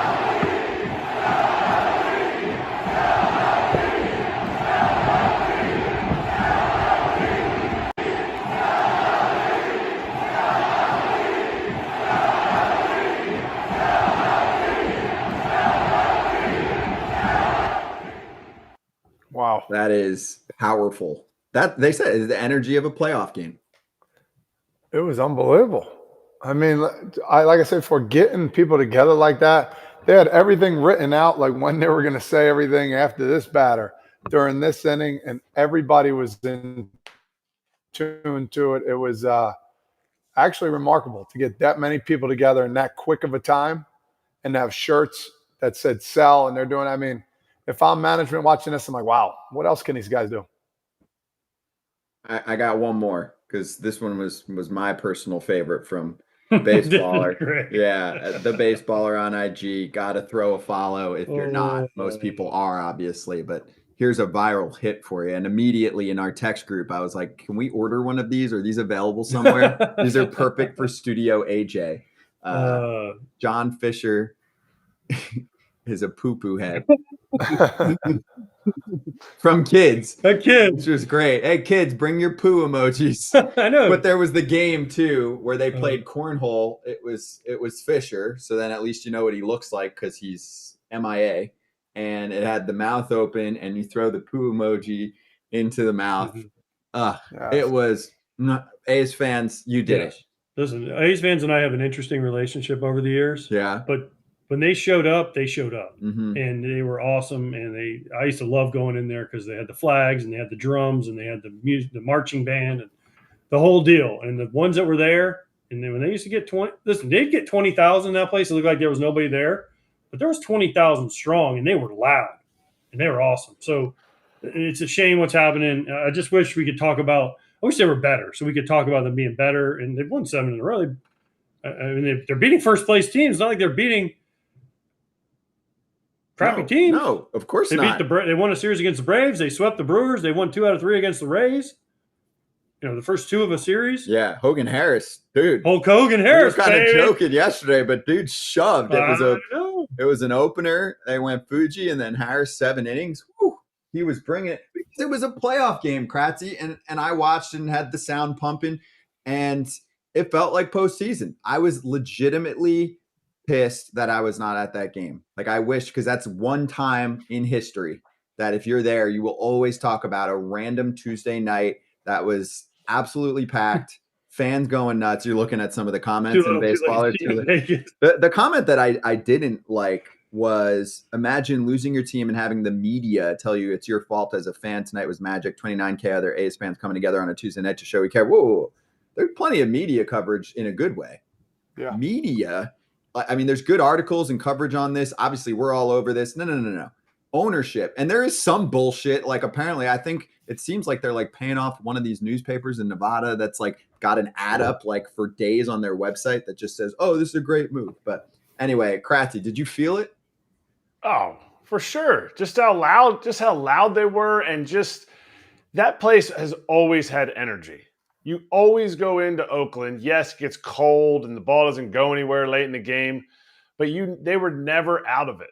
And this, I hope there is 0 fans that are like, oh man, they're busting us as Oakland fans. No, those fans are awesome and they bring it. I hope wherever they end up, if they build a new stadium in Oakland, if they build a stadium in Vegas, they can figure out the same acoustics that they have in the Coliseum without the sewer issues and the possums. But they need to, it is loud there. And you're so far, the fans are so far away from the field. If you could get the fans up close to the field and as loud as they are, I've always loved the energy in that stadium. Just, they never did anything to make it conducive for the players. Yeah. Or the fans. The fans bring the energy. True. The fans that showed up were great. The drum line. Drums were back. Vote. I believe in Steven. Vote. It's Drums one of back. the most iconic cheers. The people that showed up. The high school, we used to call it the high school marching band, the drums and out in left field and at the flags. It's winter ball. It's winter ball. It was awesome. It was so, and I don't think I've ever been walked off more times in any place. So it was like, if you went to Oakland, you're getting walked off at least one time. Mm-hmm. They were like, okay, well, we know we're going to lose one by a walk-off. What do we do the other 2 games are there? It was special. I agree. It's a spirited and they won. ballpark. And it was a great game. Yeah. Trevor May came in and closed it out. It was it was awesome. And nobody left at the end. No, it was awesome. And some fans were throwing stuff. Which is not awesome. No, that's not. And nobody ran the bases, so that's a good sign. Yeah. Did you see Billy Joe Armstrong from Green Day? No. So they put him on the big screen, and he's going sell the team. They're like, hurry up, quick, get off that shot. Hey, the damage control. You know what the best part of it? We didn't hear of anybody getting hurt. There wasn't any problems. Mm-hmm. There wasn't any fighting. There wasn't nothing. This was kind of like a peaceful agreement to come together and do this, which I thought was fantastic. It was, it was harmless in a way because people were just talking, but they got the message across by doing it the right way, and you got to applaud them for that. I agree. Props to Baseballer. Good stuff. And you can check out their website, Baseballer, BSBLR.com, and also our friends, our partnership with them, showing off some of their just ridiculous posts that just absolutely go nuts, full of virality on IG. So last night was, and Chad's my buddy at Baseballer, who does a lot behind the scenes running the thing. And we were texting. I'm like, this is Christmas for you. Yeah. It's just nonstop content that people can't get enough of, and it doesn't get covered. And this is why digital social podcast is the future of sports media, because it doesn't get covered. It gets covered a little bit on TV. They're not covered on an MLB network. No. And also, as Eno said, I mean, there's cursing. Sorry, that's real life. Fuck, John Fisher's a real champ. Sorry. If you bring your kid to the game, he's going to hear it. Like when Lance Lynn pitches, he's going to yell "fuck" at some point. Just cover their earmuffs, kids. It's okay. I thought the 4-letter F word was free. I thought it was free, John Fisher. Yeah. Well, that too, because we can't find him. Yeah, it should be fine. It should be fine, John Fisher. Fine, John Fisher. All right, let's get ready to pop off, shall we? Already? Yeah. Well, because it's on that. We're kind of taking you from the A's to the actual worst team on the field in baseball right now. Let's pop off. Presented by Candy Pop, Cookie Pop, the whole deal. It's right here on the desk for you. It's just tailor-made for the crew today. Cereal. Wait, cookie, did Braves Candy Pop. get some Candy Pop? Oh yeah. Oh yeah, I got it. Have you tried it yet? Yeah, not bad. Not bad at all. What? It's smacks. It's awesome. Not bad. It's great. I just want to I wish Scott, instead of not doing anything around my house, would just feed it to me. You know the Orioles. You know how the Orioles have the funnel? Just give me a funnel of Candy Pop right now. Nope, you got this morning. Water, dude. Oh yeah, Scott. Okay, yeah, Scott did his chore. I did a good deed. Thanks, I did a good deed this morning. Yeah, I went for a little walk, little exercise. Yeah, running, walking. And I forgot that the water guy was. I didn't know the water guy was coming in, so Scott had to. We made some trades. Scott had to take 2 water bottles outside, empty, and put them down. He's like, I'm tired. No, then he was bringing stuff in. I opened the garage for him. I was like, oh yeah. He's like, oh, is this your house? Is this your pop-up? This is Scott's pop-off. He had to do work today. Right, but for real, on pop-off, do you want to start on the real bad team in baseball? Well, we keep talking about the A's and how bad they are. There's a worse team in baseball. We've kind of mentioned it. And I'm sorry, Kratz. I know this hurts you, but your Royals suck, dude. They suck, man. They've lost, 8 in a row now? They can't hit. Dude, this stat, and I'm sorry, Jordan Lyles. I'm sure you're awesome, dude. I don't know you at all. 0-11 to start the season. He's made 14 starts. Casey's 0-14 in his start. That's impossible. Offense out hits the Reds 8-5. They were 1 for 5 with runners in scoring position. But man, they have a worse record than the Oakland A's do right now. And the Royals were supposed to be trying. Right? The Royals were supposed to be trying. Kratzy, I know you're your boy, but does Salvi go to them and say, hey, trade me, please? Please, man. Salvi hit the game-tying home run against the Reds the other night. Yeah. And he was he was juiced. And that's what Salvi brings. But at some point, and I don't know if Salvi's sitting there going, man, I can't do this anymore. Like, who else is with him? Like, I don't understand. Because Salvi brings the energy every day. He's hitting like 275, 280, some pumps. I just don't understand how you can continually sit there and play this bad when, like you said, they're trying. So at some point, Salvi's got to be like, hey, you guys have to get me out of here because I don't want to play here anymore. That's the whole point to this whole part. I just wanted to hear Kratz's impression of Salvi. Of course you did. Because the way he does it is so, if you've ever talked to Salvador Perez, that's exactly how he talks. It's so good. It's so, but think about that. They're worse than Oakland. Oakland's not even really trying. And Kansas City's trying. And they're awful. They are awful. They weren't going to contend this year. No, but they have Bobby Witt Jr., they have Salvi. They brought in Aroldis Chapman. Yeah, great. They're all good. 0-11. Those 3 players are good. How many players are on major league rosters these 26 days? So you can't have 3 out of 26. Zach Greinke? Okay. Greinke's okay as a 5. I mean, he's there 1, but opening day starter. You nailed it. There's your number 1 issue is their pitching Brady development. Singer was supposed to be pretty good. He hasn't been good. Their pitching development has been a disaster. They drafted a ton of pitchers, tried to build everything up. They have nothing to show for it. Just about nothing to show for it right now. What's this next group of rising pitchers to come up for the Kansas City Royals? It's a similar issue with the Tigers. The Tigers don't have great offense either, but they put a lot into all the Tigers pitchers are hurt. They're hurt, but Scoville, Mize, they're all hurt. So in my mind, what I learn is the rebuild process should be more position player reliant.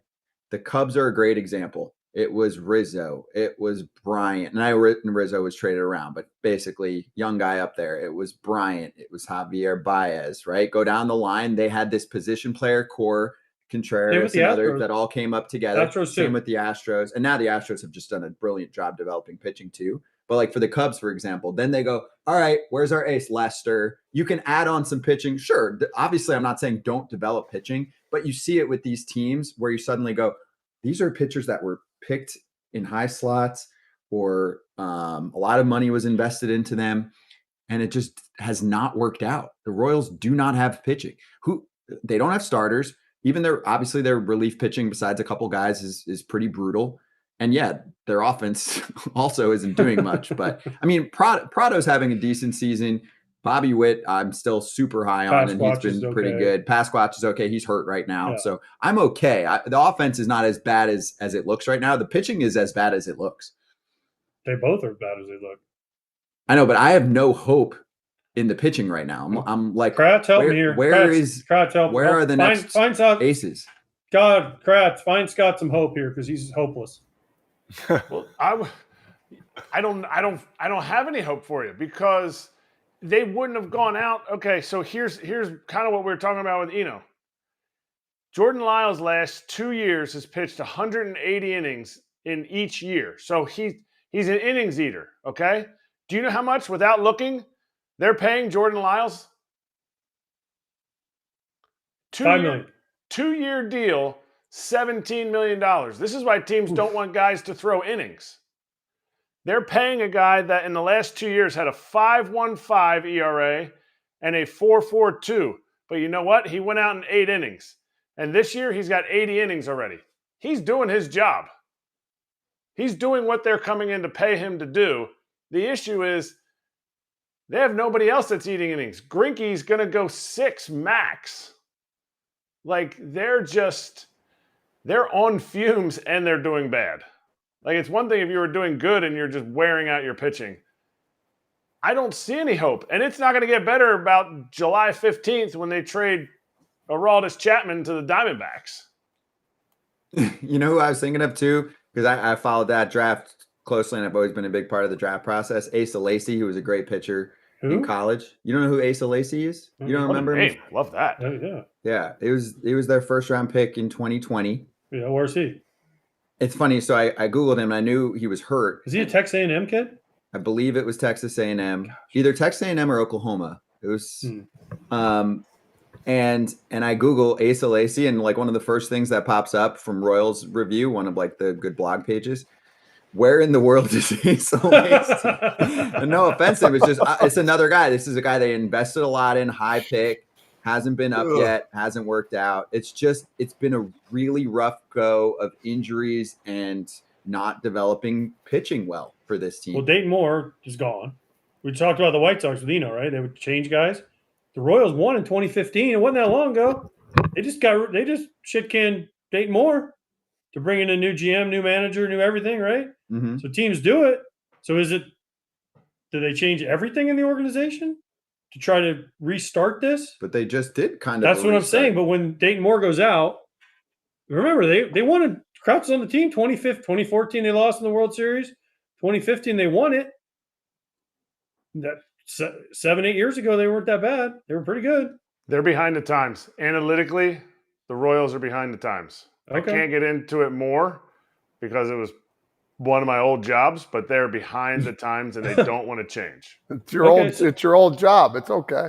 Yeah, but you get told some things. Old job. Hey, speaking of that, before we get to Chandler Rome, did you guys see the thing where MLB is going to limit how much money teams can spend up? Oh, why? My gosh. Why would we? Well, who gives a crap? Guess who's calling about that? Rob Manfred? Yep. No. John Fisher? Yeah, small market teams. Dude, that's your own fault. Spend your damn money. They don't want to. Well, they're stupid then. No, they're not stupid. Spend your money. Dude, if Hal Steinbrenner wants to go out and spend $10 billion on something, it's his money. He can do whatever he wants. They're not stupid. They're assholes, and this is another way for them to create like their own salary cap. This could have been the pop-off, too, with the Royals. Like, how can you tell me what if I own the New York Yankees, which would be awesome because I'd be rich as shit. But a whole different story. I might even hire Frazier as my BP thrower. But but how can you tell him, Frazier, if at your house, Steinberg, you want to spend $10 billion on whatever you want to spend it on? How can Major League Baseball say, hey, Todd, guess what, dude? You can't spend your money on that because the Pittsburgh Pirates can't spend the same amount. They can. They can. These guys, they can, dude. That's the problem. I know. They're small market. They all have money, dude. I always get in this argument. But we're a small market team. No, you made it that way. You have the money to spend. You just don't do it. Mm-hmm. Oh, it's a travesty. Oh. It just came out. So we'll get into that. We'll bring on a guest on that topic because they're basically just, you're creating another category to put a salary cap on. Yeah, 100%. You know? Yeah. Why? Because they're It's going to not do it for everyone. fair. It's Helicopter cost control. parenting. It's not fair. Lawnmower mom. Or what I would do to hear the owners that call the league to complain. Where did that come from? I love it. Anyway, Candy Pop. Go get it. Thank Love you it. for letting us pop off. Yes, as thank you. always. CookiePopCandyPop.com. Sour Patch Candy Pop. Enter code FOULBALL for 20% off Candy Pop. Tommy Canley loves it. Got a big shipment coming his way. So He good. talked about it the other That's why I day. can't eat it because once I open that bag, You're done. it's the whole bag. You're done. It's not just like one little piece of. It's like a Lay's potato chip. Yep. Can't eat just one. You're done. That's why I had to go for a run walk today. Chandler, ready to go? Just want to make sure. I didn't see him there. There he is. There he is. All right. Chandler Rome from The Athletic joining us right now to talk all about the Astros. And also, Chandler, I know you've done a great job covering this team for a long time. Congratulations on it's been, a couple months on the new gig. I'm pleased about because I think with the Chronicle, no, I don't think I could get all the articles because I wasn't on some premium thing. It's way easier for me. I'll be all streamlined on the spot where I'm reading everything. So congrats. And how you doing, man? Thanks, guys. I appreciate it. I'm doing well. Thanks for having me on.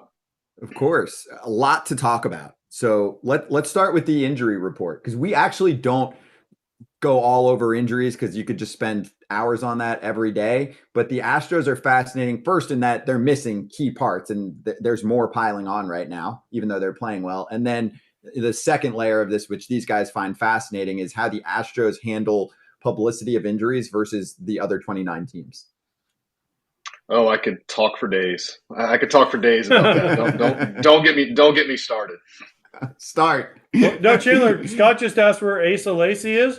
Where the hell is Michael Brantley? Because when I did an Astros game not long ago and nobody knew where Michael Brantley was, but he had a locker in the clubhouse, and nobody was like, "Where's Michael Brantley?" Well, he's got a locker here with stuff in it. HIPAA. Yeah, that was a fun time when a PR representative told us Michael Brantley left. We were at Angel Stadium, and they said Michael Brantley left the team, and we asked why. No one would tell us. We asked where he went, and no one seemed to know. This is a guy you gave $12 million to in the offseason with incentives that could have gotten him up to $16 million. I would expect that someone may have known like where he went. We still don't know. We presume he went back to Houston, but that was when he suffered a setback in his shoulder, his recovery from shoulder surgery. The news is actually kind of promising on him, given you believe what the Astros say. He is hitting off of a tee now. He's been taking some infield, some ground balls. He's throwing on the field. He's progressing probably better than anyone else they have injured right now. And, that's a spot where if they can get him back for any length of time this year, they need some balance in their lineup. They need another left-handed bat to kind of balance that lineup out. It's getting too right-handed toward the bottom. And, look, even if Michael Brantley's a little bit compromised, having watched this dude for 3-4 years, it feels like even with one arm, he could probably roll out of bed and hit 270. He's just that talented, and he's that good of a hitter, probably one of the more underrated hitters in baseball, underrated players in baseball. But if they can get him back in any capacity to where he can contribute to this offense, it would really, maybe not from a power situation, but it would really help this offense be able to kind of string some innings together, string some at-bats together, and kind of keep the line moving a little bit. Yeah, you talk about offense right now. I want to talk about the pitching. How do they keep developing the pitchers to keep going out there? Somebody gets hurt, somebody else comes back in, and it just seems like they just keep rolling. The guys are ready to go back and forth. It doesn't matter who it is. How do they keep developing the pitching so well? It's a testament to their player development pipeline. It's a testament to the kind of the infrastructure of the pitching development. I think one thing that really does kind of go under talked about is the two pitching coaches at the major league level are Josh Miller and Bill Murphy. Both of those guys have been in the organization since they've kind of grown as into major league coaches from the minor league levels. So a lot of these guys have been with, in the case of some of their Latino pitchers, since the first day they stepped on American soil. Bill Murphy's been with some of these guys. From other guys that were drafted, it's the first day they got to the Florida Complex League that Josh Miller was there with them. So I think that continuity really, really helps out, that they're not coming in here and bringing outside voices in. They're not coming in and changing much. That continuity has been really helpful, and honestly, so is Martin Maldonado behind the plate. You look at two of their starters right now that are filling in, and JP France and Brandon Bielak. If you look at their FIPS, if you look at their hits per nine, if you look at kind of all the underlying metrics, it really suggests that they should have higher ERAs than they do. But I think one of the reasons they don't is Martin Maldonado has done a phenomenal job of getting their pitch usage and their pitch sequencing a lot better. Both guys are using their changeups a lot more. Bielak especially is throwing that changeup inside to righties. He's not afraid to go right on right changeup when he has to. JP France came up, really liked his cutter a lot. And I think the Astros have kind of, at the major league level, have kind of told him, that may not be the best pitch to play at the major league level. Like, let's try your changeup. He's gone to his curveball a little bit more. I think there's been a lot of adjusting based on, one time through the order, how teams are reading kind of what they're doing. So I think the continuity of the coaching from, the depths of the organization up and having Martin Maldonado back there is just invaluable. Yeah, you talk about adjusting, and Jose Abreu is a guy I played with the White Sox. He came over here, struggled in the beginning. I got to be honest with you. He was pretty much my pick to click this year to be MVP, to break all these numbers. I know he just had his 1,500th hit, and after this, I know he's getting hot now. I also said he was going to lead the league in home runs, at least the American League. So say it. There you go. That's what I wanted to know. I wasn't done, AJ. As usual, AJ's got to interrupt like usual instead of being quiet. And for me, he's taken off now. Do you think he's one guy they're going to lean on a lot more now, especially with how they're playing? They're going to have to. He's going to have to turn into the sort of threat they thought he would be when they signed him. And there are signs that things are going a little bit better. He's got 4 multi-hit games in his last 5 outings. He had 8 total multi-hit games in his last 60 preceding it. He's hitting the ball on the line a lot more. His average exit velo on 33 balls in play in June has been 93 miles an hour. He was never over 88 in either April or May. So he's hitting the ball harder. He's hitting the ball on the line. He's not chasing, to my eye at least, he's not chasing near as much as he did early in the season. And he said something yesterday that I think we may forget when we're watching, this kind of stuff happen. He mentioned, it takes a while to get adjusted to a new clubhouse, to new procedures, to new teammates, to new ways of doing things. I mean, this guy was in Chicago for 10 years, and he got really set in how they do things and kind of that team dynamic. And look, the Astros have welcomed Abreu with open arms. I can't even emphasize enough how much respect the team has for Jose Abreu, the teammates, his new teammates. It's pretty incredible, just given that he's only been there, 3 or 4 months. But I think it took a little bit of adjustment for him coming into a new place, being a guy that, look, like it or not, because the Astros don't do a ton of free agent deals, they don't do big free agent deals. Jose Abreu's 3-year, $58.5 million free agent deal is the second biggest free agent deal ever given in Jim Crane's ownership tenure.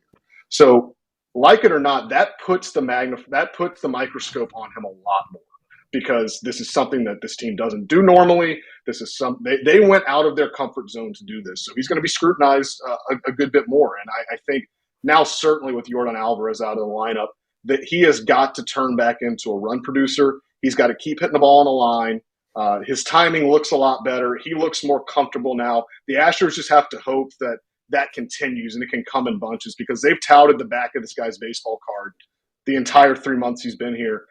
I think he got in too far of a rut to get back to maybe his career slash line this season. But the Astros don't really need that. They just need him to turn back into a league average hitter. And I think that would really, really bolster their lineup, make it longer, and give them some right-handed presence that they need. Chandler, you stoked my interest now. Who's the largest contract? The Astros? Free agent? Josh Reddick. Josh Reddick. Oh, I never would have. In a million years, I never would have guessed that. Yeah, that's the longest, I believe. Actually, now that you got me thinking about it, I believe Abreu's was the most money, but Reddick got 4 years and Abreu got 3. So yeah, that's the longest. It's longest and second longest free agent deals in Crane's ownership tenure. Abreu was the largest money though, because Reddick didn't get 4 years over. Reddick got, I believe Reddick got 4 for 52.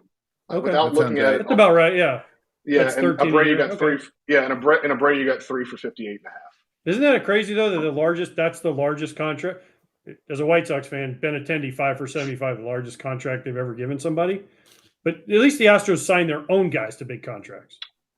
Right. They build their team through trades and through contract extensions. And, Jordan Alvarez got a 6-year, $115 million extension. Alex Bregman got a $100 million extension.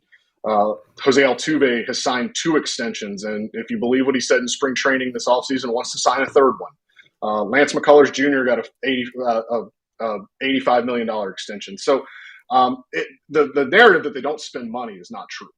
They just don't do it on the free agent market. They would prefer to do it. Jim Crane took on Zach Greinke's massive contract in 2019 via a trade. They gave Justin Verlander an $86 million extension in 2019. So they just do it differently. They prefer trades. They prefer extending their young guys. But you kind of wonder how much longer that they can keep doing that, especially with their lack of draft capital. They haven't had a 1st or 2nd round draft pick. They didn't for the last 2 years in 21 and 22 because of the sign stealing scandal. They've graduated a lot of very good prospects. Their farm system's pretty thin right now. So they may have to be more active in free agency going forward under first-year GM Dana Brown. So perfect lead in there. You said about the sign stealing. Real quick answer, because then I have a longer question. Should people stop booing them for the sign stealing? Like, has it been long enough? I mean, they're booing laundry at this point, right? Like, I thought one of the worst. I thought one of just kind of the saddest signs of it all was, 2021 when they had let fans back in the stands. It was after 2020. Kid named Alex DeGoey comes up. He was a COVID call-up. They had like a rash of COVID positives. Alex DeGoey, I think he's taken 3 or 4 at-bats in the big leagues. Gets his first big league hit in Seattle at T-Mobile Park. I think it was a stand-up double. And they just showered this kid with boos. And this kid was in like low A in 2017. Like Jordan Alvarez was a Dodger in 2017, or in the Dodgers farm system, excuse me. Kyle Tucker was in low A. I mean, Hunter Brown got booed at the Futures game a couple of years ago at Dodger Stadium. He was at Wayne State when the Astros were doing this. And then look, it has become, booing laundry at this point. I guess I'm never going to tell fans how to feel. But I can tell you this, I think them winning the World Series last year, though some of them will never say it publicly, I think that was the last thing a lot of these guys needed to just let go of it, to not really – I don't think they ever really cared what people thought about them before. But now that they've won one since 2017, I think that's really allowed them to take a deep breath and just really kind of be more loose, be more carefree, because they needed it. They needed to win another one after 2017. Yeah, I think they should have cared. That was a big thing that went down for sure in 2017. That's tough. I think it comes with the territory for sure. If you play for the Astros, that's going to be something going on probably for a long, long time. If I'm a fan, maybe I would hold on to it too. But for me, let me lead into this. Lance McCullers, you think he'll ever get back on the field this year? Well, Todd, I do want to say one thing. Like, I saying all that, I do believe like the Astros, they've lost all benefit of the doubt. Like they did that to themselves, and that's something that they're probably never going to get back just because of how this all went down. But as far as McCullers, the Astros are expected to announce an update on him later today. All signs point toward it not being good. This is a guy that he's already had Tommy John surgery once in November of 2018. He suffered what he described as a small forearm strain during a bullpen session in February. He got back up to throwing. He was throwing 30-pitch bullpens at Minute Maid Park, was up to 94 miles an hour. And then about a month ago, suffered another setback. They sent him for an MRI on Friday. We still have not learned the results of that MRI, but the Astros are expected to announce something later on this afternoon. And you can kind of put two and two together when you have an MRI on a Friday and you don't hear anything until a Wednesday, and there's an announcement being prepared. It just doesn't. I don't know what it is, but all signs point to it not being good. What you finish my statement. This year is a failure for the Astros if they don't make the World Series. And that's just the standard that they've set for themselves. They've gone to the American League Championship Series 6 straight years. The bar is very, very high. And, you look at the window of contention that they have. They've got Jose Altuve for 2 more years. They've got Alex Bregman for 2 more years. You can kind of look at the window and kind of see where things will start to diminish a little bit. I just mentioned their lack of maybe top-end prospect talent so far. What the sanctions from the sign stealing scandal have done to their farm system, what the graduation of young prospects has done to their farm system. They are in win now mode, and they have put themselves in such a position where they enter the season, and if you don't at least have a legitimate shot at winning the World Series, that's a failure. And they've set themselves up with the way that they have gone about their business, with kind of how they've marketed and kind of how they've put themselves out there, that this is a World Series or bust team. And they are running into a lot of things this year that they didn't run into last year. They stayed unbelievably healthy last year. I think there was only 3 teams that had less time on the IL than the Astros did last year. And they were able to have all their starters basically never miss a turn in the rotation. They were able to keep their bullpen fresh, and that's what led them to a World Series. That's not happening this year. They're going to be without Jordan Alvarez for about a month. They were just without Jose Altuve for a month and a half to start the season. You don't know if Michael Brantley's coming back. This is some trials and tribulations that they have not encountered in the last couple of years, but that shouldn't change the overall goal every year when you enter, especially with this era that they're in, is to be a legitimate World Series contender and to reach the World Series. So do you see them making more major moves at the trade deadline because they might have more holes to fill than just, we need a starting / backup catcher? Well, I think they need to, but as I've kind of alluded to, I don't know how much prospect capital and ammunition they have to go make these huge splash deals. The one thing you can say about Jim Crane is every year that this team has been in contention, he has really pushed the envelope at the trade deadline. They got Justin Verlander in 2017. They got Zach Greinke in 2019. But you look at those trade packages, there's a lot of first-round picks in there. There's a lot of second-round picks in there. There's a lot of high-round picks. And some of them didn't even pan out for the teams that they went to. But nevertheless, that's the kind of return that these teams are going to want. And I do wonder when they acquired Verlander and when they acquired Greinke, that was when their farm system was universally thought of as a top 5 farm system in baseball. Now it's you look at the outside publications that rank these things. Now it's kind of universally thought of as a bottom half farm system in baseball. So I do wonder, do they have enough ammunition? Because I think they're going to need a veteran starting pitcher. And I think Dana Brown has been very vocal that they're going to need a bat because, he sees the same record that I do. They are 34-7 this year when they score 4 or more runs in a game. Because for all the problems that we've talked about, for all, they're missing 2 starters for almost the whole season. The offense has been up and down. Like, they still lead the league in ERA. Like, they're going to pitch. They're going to pitch the hell out of the ball. It's just they've got to get enough run support, and then that stat, I think, says it all. When you're 34-7, when you score 4 or more runs, I think you got to find a bat to come in here and give you some thump. And, maybe Jose Abreu keeps on this trajectory and he renders that, meaningless. Maybe he has the month of his life between now and August 1st, and they don't need to go get a bat. But I think when you start looking at everything, I think they do need a bat and they need a veteran starting pitcher. Do they have the prospect capital to pull both those things off? I'm not so sure. Yeah, penalized for the sign stealing hurts with building your farm system, and then also just competing every year obviously hurts, and that's why I give them a lot of credit. Like right now, they're in DC. Look at the Nationals since those two teams met in 2019, and look at the Astros. Like they just don't falter, which I want to know from you because you mentioned, hey, I give credit to Jim Crane. They go for it at the deadline. I have probably like you, very low bar for owners in MLB based on how most of them act, as we talked a lot about the A's today. I have to give credit just on how he has run a team from a transactional standard, Jim Crane.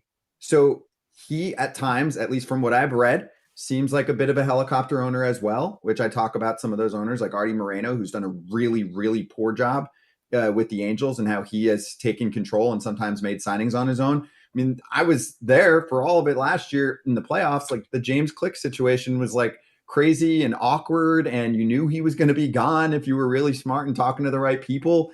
And look at this team just keep trucking along. So is this a helicopter owner that actually knows what the hell he's doing? You know, Jim Crane pitched in college. He was a college baseball player, 4-year letter winner. I believe he still holds. I don't want to get his school wrong. I think it's Central Missouri.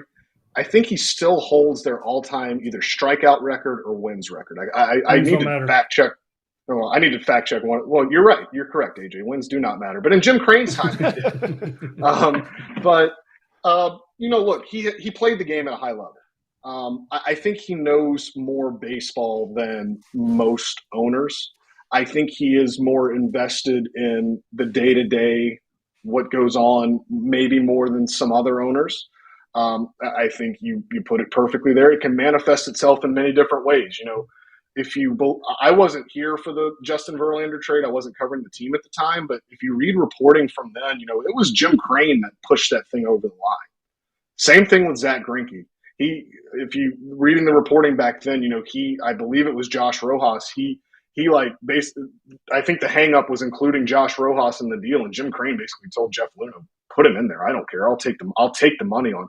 So this is a situation where like he wants to win. And I think that's something that all of his people that he works for, the people that work for him, the players he employs, that is a universal sentiment that this guy loves to win.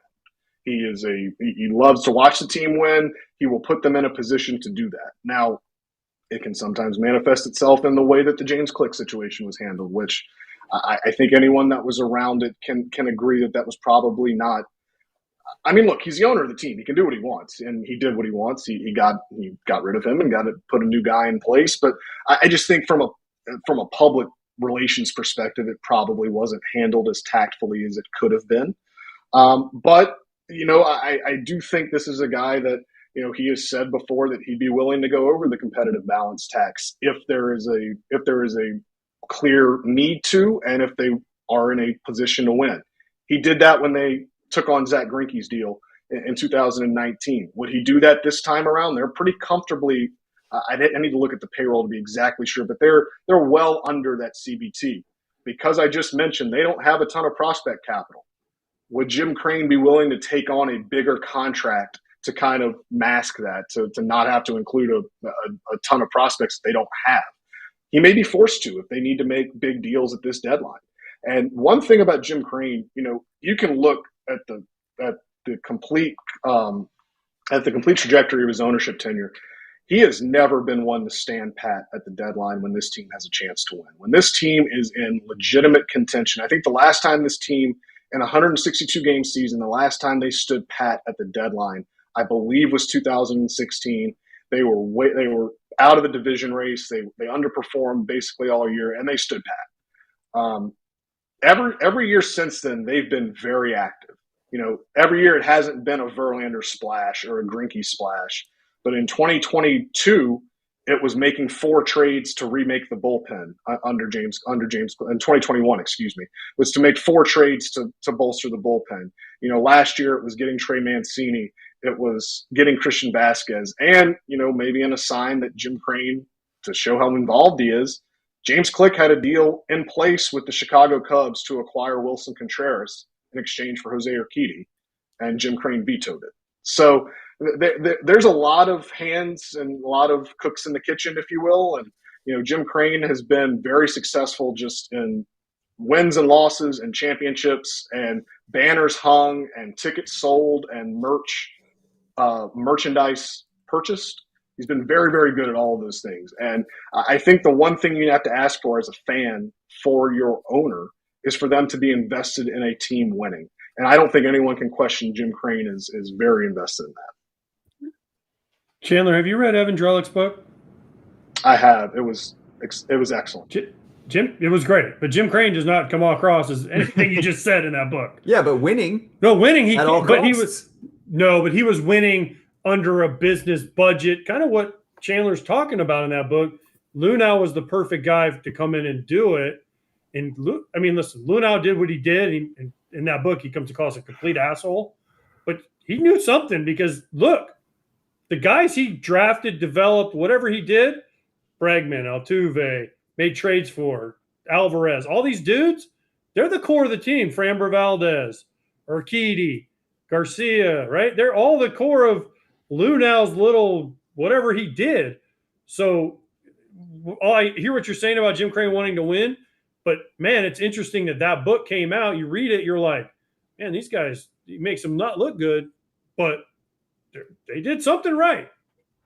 I guess, AJ, I don't disagree with you. No one in that book came off looking good. And Evan did a phenomenal job. Evan's a close friend of mine now. I'm grateful to call him a coworker now. And, he preceded me at the Houston Chronicle and set the standard for how to cover this team. And I don't disagree with you at all. But I guess what I was getting at is, I guess, what do fans, when this is a show for fans, I would think, like, how are fans going to judge an owner? And I think fans judge owners by, is their team in contention to win? And is every year the owner giving the resources needed for a team to achieve its highest goal? And I think Jim Crane, like him or loathe him, I think he does both of those things. And look, there are some things that I don't even know about that go on under the hood that, that probably rub people the wrong way. Evan's book does a great job of spelling that out. Jim Crane is not perfect. He is not perfect. He's not this is not a situation where I don't think everyone should bow down to him and kiss his feet and that sort of thing. This is not a perfect setup. You saw it by the way that he allowed a cheating scandal to fester under his own watch for but you didn't get the years. Cheat codes? You didn't get the codes to the computer? When you sign up to be the Astros beat writer, they don't give you the codes to log into, what was it called? The computer program they had? Codebreaker? Was that Codebreaker? Yeah, remember they all logged in? Because all the Cardinals, they stole all the Cardinals people. Oh, no, that was they stole all the Cardinals people, and then they kept the codes, the passwords the same. So the guy in St. Louis, remember? Change your passwords. Logged in. So that they guy's don't give still you in that. Jail. That guy's still in jail, so I'm happy I don't have him because I'd rather be sitting here talking to you guys Not in jail? than doing 10 to 15. That was crazy. It was crazy. But remember that? Like they all brought all the guys from St. Louis. Some of them didn't change the passcode, so the guy logged in and they had all the information. Oh yeah, dude. That's crazy. That was deep. There's a lot of good drama. Read the book. Chandler, great to talk to you, man. We appreciate it. Enjoy the ride out there, and we'd love to have you back sometime. Thanks, guys. Maybe we could talk about HIPAA laws the next time I'm on here. Oh my gosh, I really would love to. Yes. Wait, really quick. Wait, we can't find out about Alvarez because of HIPAA. That's why. Wait, he's got a. Did he have MRI? Yeah, HIPAA. I follow Chandler's play-by-play of tweets sometimes because the Dusty combos about injuries, which I think sometimes Dusty just really doesn't know. But he's like HIPAA, no MRI. It's like, look, everyone else. I'll say this. I have the utmost respect for Dusty Baker. This is not on him. This is not on him. This is on people way above him. But the HIPAA stuff is fun. Like Dusty does a lot of stuff in his spare time. He's a well-read, well-learned man. I don't know if he if he found like a loophole in HIPAA that I don't know about that he's using against me or using against us. Maybe he'll teach me about it. But yeah, it's been pretty fun. Yeah, follow Chandler for more. Exactly. Chandler, thank you very much, dude. All right, thanks, guys.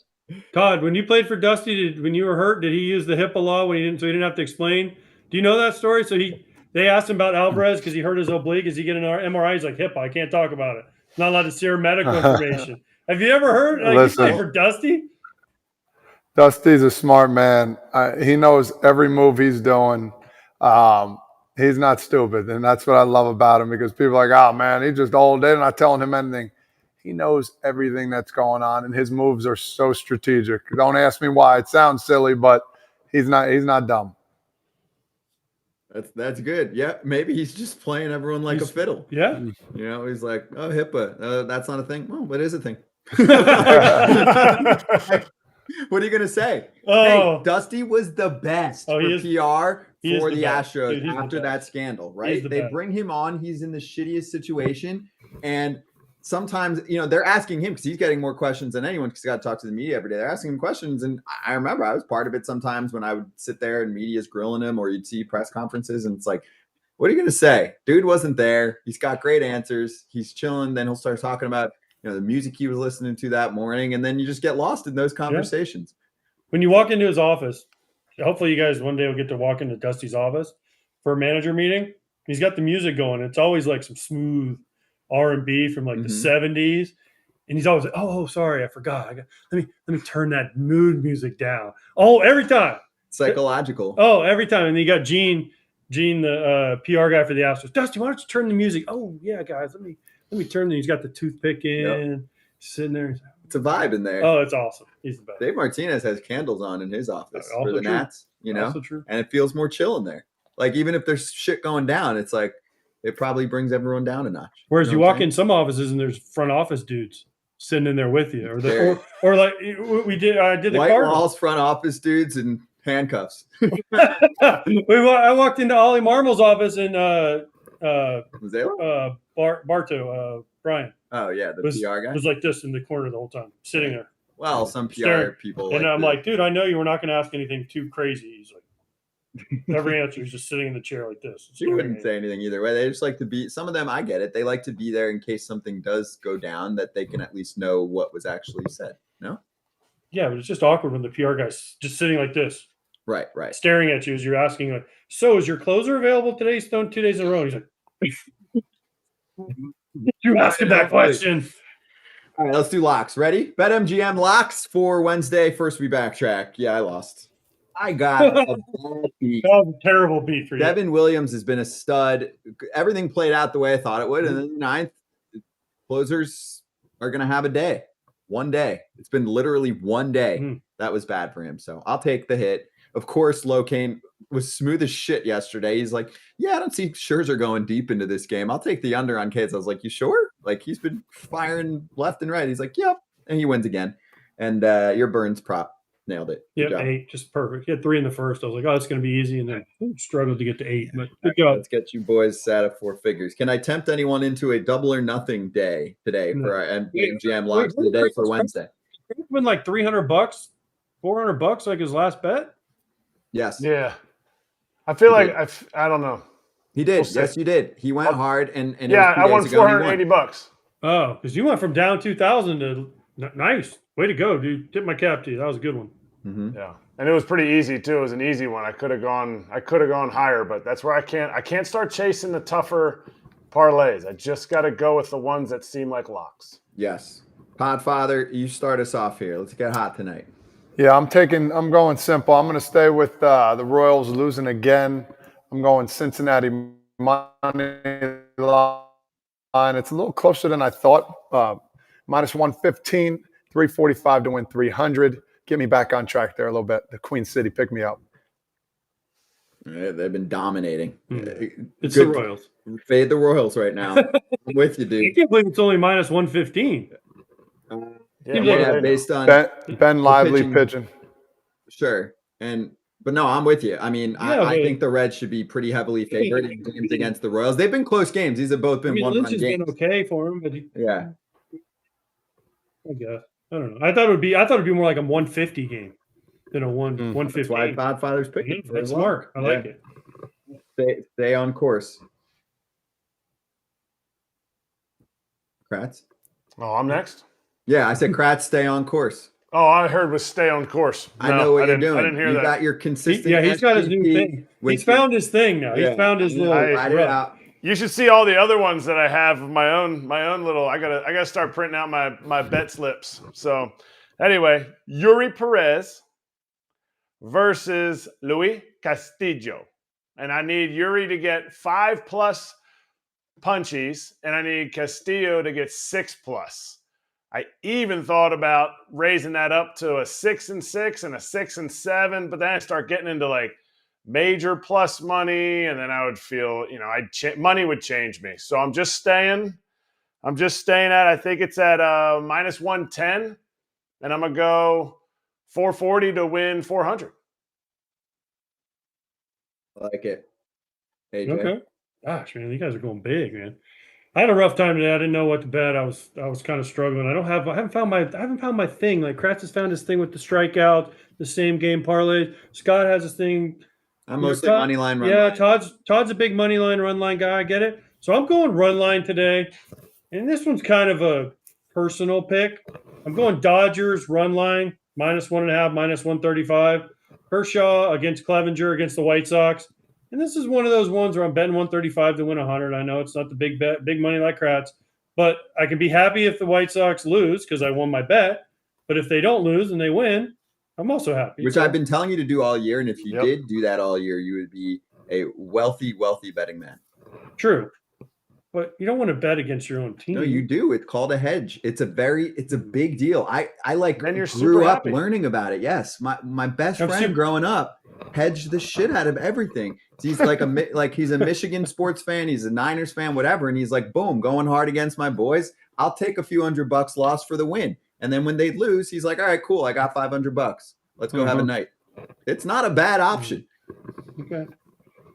Dry your tears with cash. Just hurts the heart. Yeah. Well, we'll see. Something's going to hurt and something's going to feel good for you tonight. We're going to dinner before? No, that's I'll take you to if you win eventually, I'll take you to dinner. Come up to AC with us. I'll be there Friday. We'll take you to dinner. Todd said I'm not allowed in Jersey. No, you're allowed. Last time I went to New Jersey, the sky turned orange. So Don't come back. All right, and I'll go Framber Valdez and the Astros run line, please. -120 against the Nats. Astros won 6-1 yesterday. Nats are now showing themselves, just like the Tigers recently, where you're like, oh, they're okay. Now they're terrible. Same with the Nats. Their offense is fading a little. They can hit a little. They have 27 runs in their past 8 games. That's 3.4 a game. That's more in line with what I expected. Yeah, but for early in the year, they could hit. They couldn't pitch a lick, but they could hit a little bit. Yeah, Framber Valdez. True. Please, yes. And I know the Astros offense is not what it is right now, and there's no yard on, but Framber Valdez. Curving ball. It's going to be like a run or two, maybe in the whole game for the Nats. So I'll bet on even 4-2 Astros. I'll take it. So look out for it. And yes, it is bonus bet time. The promo continues. BetMGM players are going to get a bonus bet to use on any sport on Wednesdays and Saturdays. Just when you log in to the BetMGM Sportsbook app or on the website, you'll automatically receive a bonus bet, and it can only be used on any sport wagers. Always bet responsibly. Gambling problem or concern, call 1-800-GAMBLER. Now, we're going to rip a few packs. Before we do that, a little bit of business to tend to. So let's hit slap hands action right now.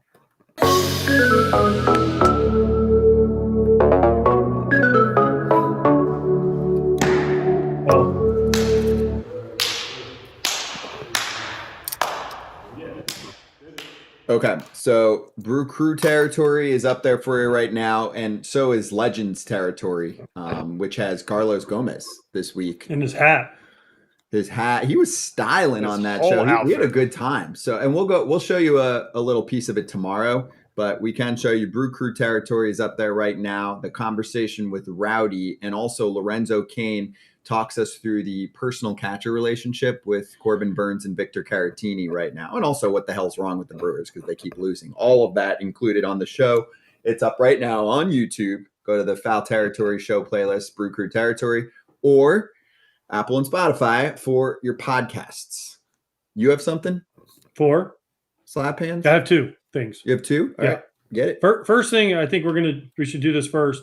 Jason Kipnis, one of the guys on the show. Oh, yeah. That was Congratulations. Oh, that was your thing? Well, show the video? No. He's going into the Arizona State Hall of Fame. Oh, I didn't know that. There you go. So Sun Devils, congrats, Kip. Nice. You can see him down there. He doesn't have his bat flat, but he's got it up. So that's pretty cool. Congrats, Kip. That's awesome. Yeah, Wait, so right? then that's pretty awesome. Wait, on that note, then can I show my thing? Because it actually includes Kip. Then Sure. you can do yours last. Sure. Okay. Congrats to Kip. So also congrats to the Vegas Knights. They won the Stanley Cup. Big. 9-3. Yeah. And when Kip and I were playing poker out there, BetMGM did a little game with us, which I actually really like and want to try and maybe mix it in at some point, like if we ever need a break, and then we can show it during the show, like these little bits. So I'll play it right now for you. Is this a Vegas Golden Knight or is this a Hinge profile? Like a dating app profile? So, and this Kip person is 32 years old, 6'5", and wears matching pajamas with his family on Christmas. Golden Knights player. Me. Knights player. Knights player. Yeah, we'll go Knights player. We'll go Knights player. That's correct. It is Braden McNabb from the Golden Knights. This person is 6'4", born in Quebec, and has recent photos from a trip to Amsterdam. That's every single person on Hinge. That is such a setup to be a hockey player, so it's got to be a Hinge. Right. We'll say it's the Golden Knights. Knights player. I feel like that's the Golden Knights player. It is a Golden Knights player. It is Nick Waugh. I mean, that was obvious. Yeah, I know. We overthought it. This person was declared an alien of extraordinary ability by the U.S. government. I would say Hinge profiles are messing with us. I'll go Hinge. Hopefully that's one of our players, right? Golden Knight, yeah. That's wrong. Somebody has that on their Hinge profile. The government doesn't talk about it. It's Scott Braun. It's Scott Braun. Scotty on Hinge. That was good. Good That was questions funny. on there. That It was was funny. funny. There was more too. You're like, talking about the PJ. there was one dude where it was so bad, and we're like, that dude's gonna be on Hinge forever. It was great. It was fun. It was a good bit. When I went to Egypt over Christmas Eve, my wife thinks it's funny to make everyone wear matching pajamas. And we're in the hotel, and we were with another family, so there was 8 of us.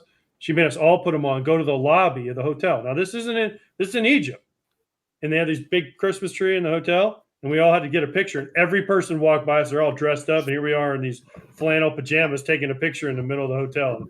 Talk about some crazy looks. Yeah, we got to get that picture and put it on your BetMGM locks board. Yeah, for sure. I like the one I have now. And then my other one is congratulations, Mark Burley, Braden Looper. I'm so sorry we're showing this. Hopefully you're not watching because this is going to hurt. But today is the anniversary when the one guy I never thought would hit a home run, he hit a home run in Milwaukee. Mark Burley off Braden Looper. And this is one of the craziest things I've ever seen because Mark Burley couldn't hit a ball out of the infield. And somehow, look at him go. Yeah, great hair. But look at him go. Home run off Braden Looper. Happy anniversary, Mark. Braden Looper's even laughing on the mound. He was the worst hitter, one of the worst hitters I've ever seen. Burley definitely crushed 10 beers after that game to celebrate. Yeah. Yeah. Yeah, but I mean, I never thought I'd see. He couldn't even hit one in BP, like not even close. And then somehow in a game, it's I don't know. Well, BP is slower velo coming. Happy anniversry, Mark. Slower velo coming at you in BP. True. You need a lot coming in so you can send it out if you're Burley. Think about the career Mark Burley had. He threw 83 miles an hour, perfect game, no hitter, and hit a home run in the big leagues. Good career. Just goes to show you, kids, don't give up. Don't ever. But he had to play with AJ Brzezinski, so that was kind of the But he was lucky enough to have his locker next to me, so he's. Kratz hats, quick, do your thing, and then we got our guest here. I think this is probably my last Columbus Clippers hat. I used to wear the Reds jerseys, but I don't know. I keep finding more. So just another Columbus Clippers, ring your bells. But the red ones, it's hot. We literally had 6 different jerseys. We'd have 7 games in 7 days and wear 6 different jerseys. So you had hats to match, but I got them all. I like that. Props to Columbus. Someone's getting creative there. All right, let's bring in our buddy. Podfather, get ready. Nate from Slab Stocks in the house. Hey. Let's make some dough, baby. How you doing, Nate? Good. How are you guys? We're good. We're ready to rip some packs. And just for everyone here, we'll do it for a few minutes. Then we're going to carry this into Instagram Live to finish off ripping through some boxes. So we'll be live on IG, on Slab Stocks, on Frazier, on Foul Territories account. So, Podfather, you prepared to get to work here? Yes, I am. So, Nate, how are you, brother? Good. Just found out that Mark Burley was that his only career home run? Yes, it was his only career home run. Because I was at Miller Park when I was a kid and watched Randy Johnson's only career home run in Miller Park as well. So nice. Special park for that. Godfather, what is that? What is those cards you have there? So we got a box here of Bowman 2022. Nate, who are we looking for in here, big dog? Oh, so we're not going Bowman's best. All right, we're doing Bowman 2022. So we've got specifically Jackson Chourio, Brewers prospect, not doing as well in Double-A this year, but we've got Jackson Chourio in there. We've got Ellie De La Cruz. Obviously, that's going to be a huge name right now that we're looking for. James Wood, I believe, is in there as well. Trying to come up with a couple other names off the top of my head is failing me, but there is it's a really good checklist 2022 Bowman.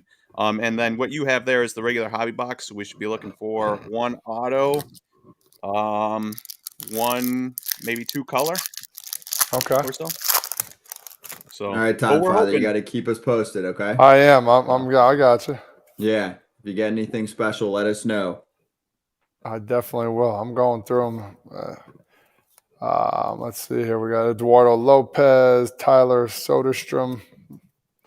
So the last two cars, it seems like they got a little shine to them. So I'm like, that's the Bowman Chrome ones here. So I'm going to keep, there's a bunch of packs here, so it's going to take me a little while. Yeah. So you can pretty much just not even look at the paper cards if you want. It's the Chrome runs that we are interested in for sure. Gotcha. Hey, so all the talk right now while Todd Father's going through this is about Ellie De La Cruz, which I will say this. Todd Father's been talking about him the entire time that this show has existed and saying, oh, I'm saving up. Don't you have Ellie cards, Todd? I do, and I was looking for them the other day, and I couldn't find them. Right? No. So I got one right there. We got an Ellie. I don't know. It's not numbered, but it's his first Bowman right there. Nothing numbered. Did you say Alexander Vargas with the Yankees or no? I did not Vargas. Okay. All right. I have a Jordan Walker. This is a high five futures. Nothing significant though. Insert there. Yeah. Nate, why are they still making like what'd you call them, paper cards? Because I loved every card. Yeah, obviously I would have loved it back in the day when I pulled an Eric Davis out, I pulled a Mark McGwire out, but the way you kind of talk about the cards, is that how collectors talk about them? Well, I mean, it depends. Like the paper Ellie De La Cruz that Todd just pulled, it's like a $10 card right now since he got called up. Which doesn't sound like much, obviously, but for being a paper card, it's pretty substantial. But mostly it's just, I just saw a report that there's going to be 624,000 top series 2 base cards of each player. So Corbin Carroll will have 624,000 base paper rookies from Top Series 2. Anthony Volpe or Volpe. And so like you get to the point where, if there's 624,000 of them, just nobody's going to care. So why do they do that? Yeah. Well, so that they can sell more. You have the hits people are going for, either colored cards or autos that they put. They'll give you the odds of hitting something on the back of the pack. If Todd looks at one of those packs on the back, he'll see the odds to hit a red. It might be 1 in 20,000 packs or something. You add more base cards, and then they also add parallels every year. So what starts out as out of 99, out of 50, out of 25, out of 5, out of 1 grows to out of 125, out of 99, and keeps going to the point where they have out of 399, like 4 different ways. And so then they can just sell more. So they just up the print run so that they don't have to put more color cards and more autos in the product, and then they can just sell a lot more while still divvying up the hits evenly. PSA 10 of the paper base first does 100 plus right now for Ellie De La Cruz. I see in the chat from Slapstocks. Oh wow. Dang. So there we go. Sell that, John. Sell, Todd. Sell. No. Keep Hey, it. Nate. Okay, Nate. Like if we keep that card, what like he's if he reaches Scott Braun Hall of Fame status, and that card's worth what'd you say, Scott? 110? A hundo plus for just for the paper base. Maybe it's 3 hundo. Yeah, there probably won't be too much significant upside, but yeah, I could see it getting up into the 200, maybe 300, I guess. But Hall of Fame for Ellie De La Cruz is what, 23? Yeah, 22, 21, 22. Hall of Fame is a long way away. So if you're holding on to that card to try to make an extra $200, good luck. So then you sell it. Sell it. Yep. Sell it. Invest that money. It'll be worth more than $200 in 21 years. I got a couple up here if we can zoom in on them. You can tell me. I got the autograph one already. Oh, ooh, Taj Bradley gold. Hey, let's go. Let's go. We're juiced. Taj Bradley's a stud. Hey, and the Alvarez one is a thicker one too as well. Yeah, so that's a Bowman Invicta. That's an insert set. They should have maybe 2 or 3 of those in the box, I think. But that Taj Bradley pull is quite good, Todd. Let's go. What are we talking? Yeah. Here, give me 1 second. I'll pull it up. So last one. Oh nope, that's Gold Shimmer. That's Gold Shimmer as well. Okay, so it did 113 back in May, but that is probably low today. It's probably worth a bit more than that. Since Gold Shimmer, anytime you have a card that is a shimmer or a wave, it's worth less than the solid color, right? So if you Gold Shimmer or Gold Shimmer will be worth less because it wasn't an original color in Bowman. So the last Gold Shimmer sold for 140. So if that's the case, then I expect a gold to sell maybe 160, 170. So, and how much is the whole box? How much is the whole box of that? Oh, that's so they used to be pretty expensive. I don't know. I feel like they're probably jumping up a little bit because of the Ellie De La Cruz hype. Anytime you get a guy that gets called up to the majors and does well, box prices increase. So we got a shimmer here. Hey, music's playing us off, so here's the deal. Foul Territory going live right now. Go on Instagram if you want to keep this conversation going. Slab Socks is going to join in. So is Todd Father. I see your Austin Hendrick right there. So join in right now on FT. Nate, we'll see you on IG Live. All right, see you guys there. Hey Nate, just for your future reference, Kratz and I like cards too. I'm just saying, you don't have to only send them to Todd. Just saying. He's not the one sending them. Oh, I'm just saying, Kratz and I like cards too. He's the analyst. Oh, I'm the guy. I'm right next to you talking. Yeah, we like cards too. Forget Kratz. We like cards. Okay, too. IG Live right now. Here's a pack for AJ. I'm gonna give it to you. I'm gonna give it to AJ. Join us right now. We'll see you on there, and we'll see everyone else on Thursday.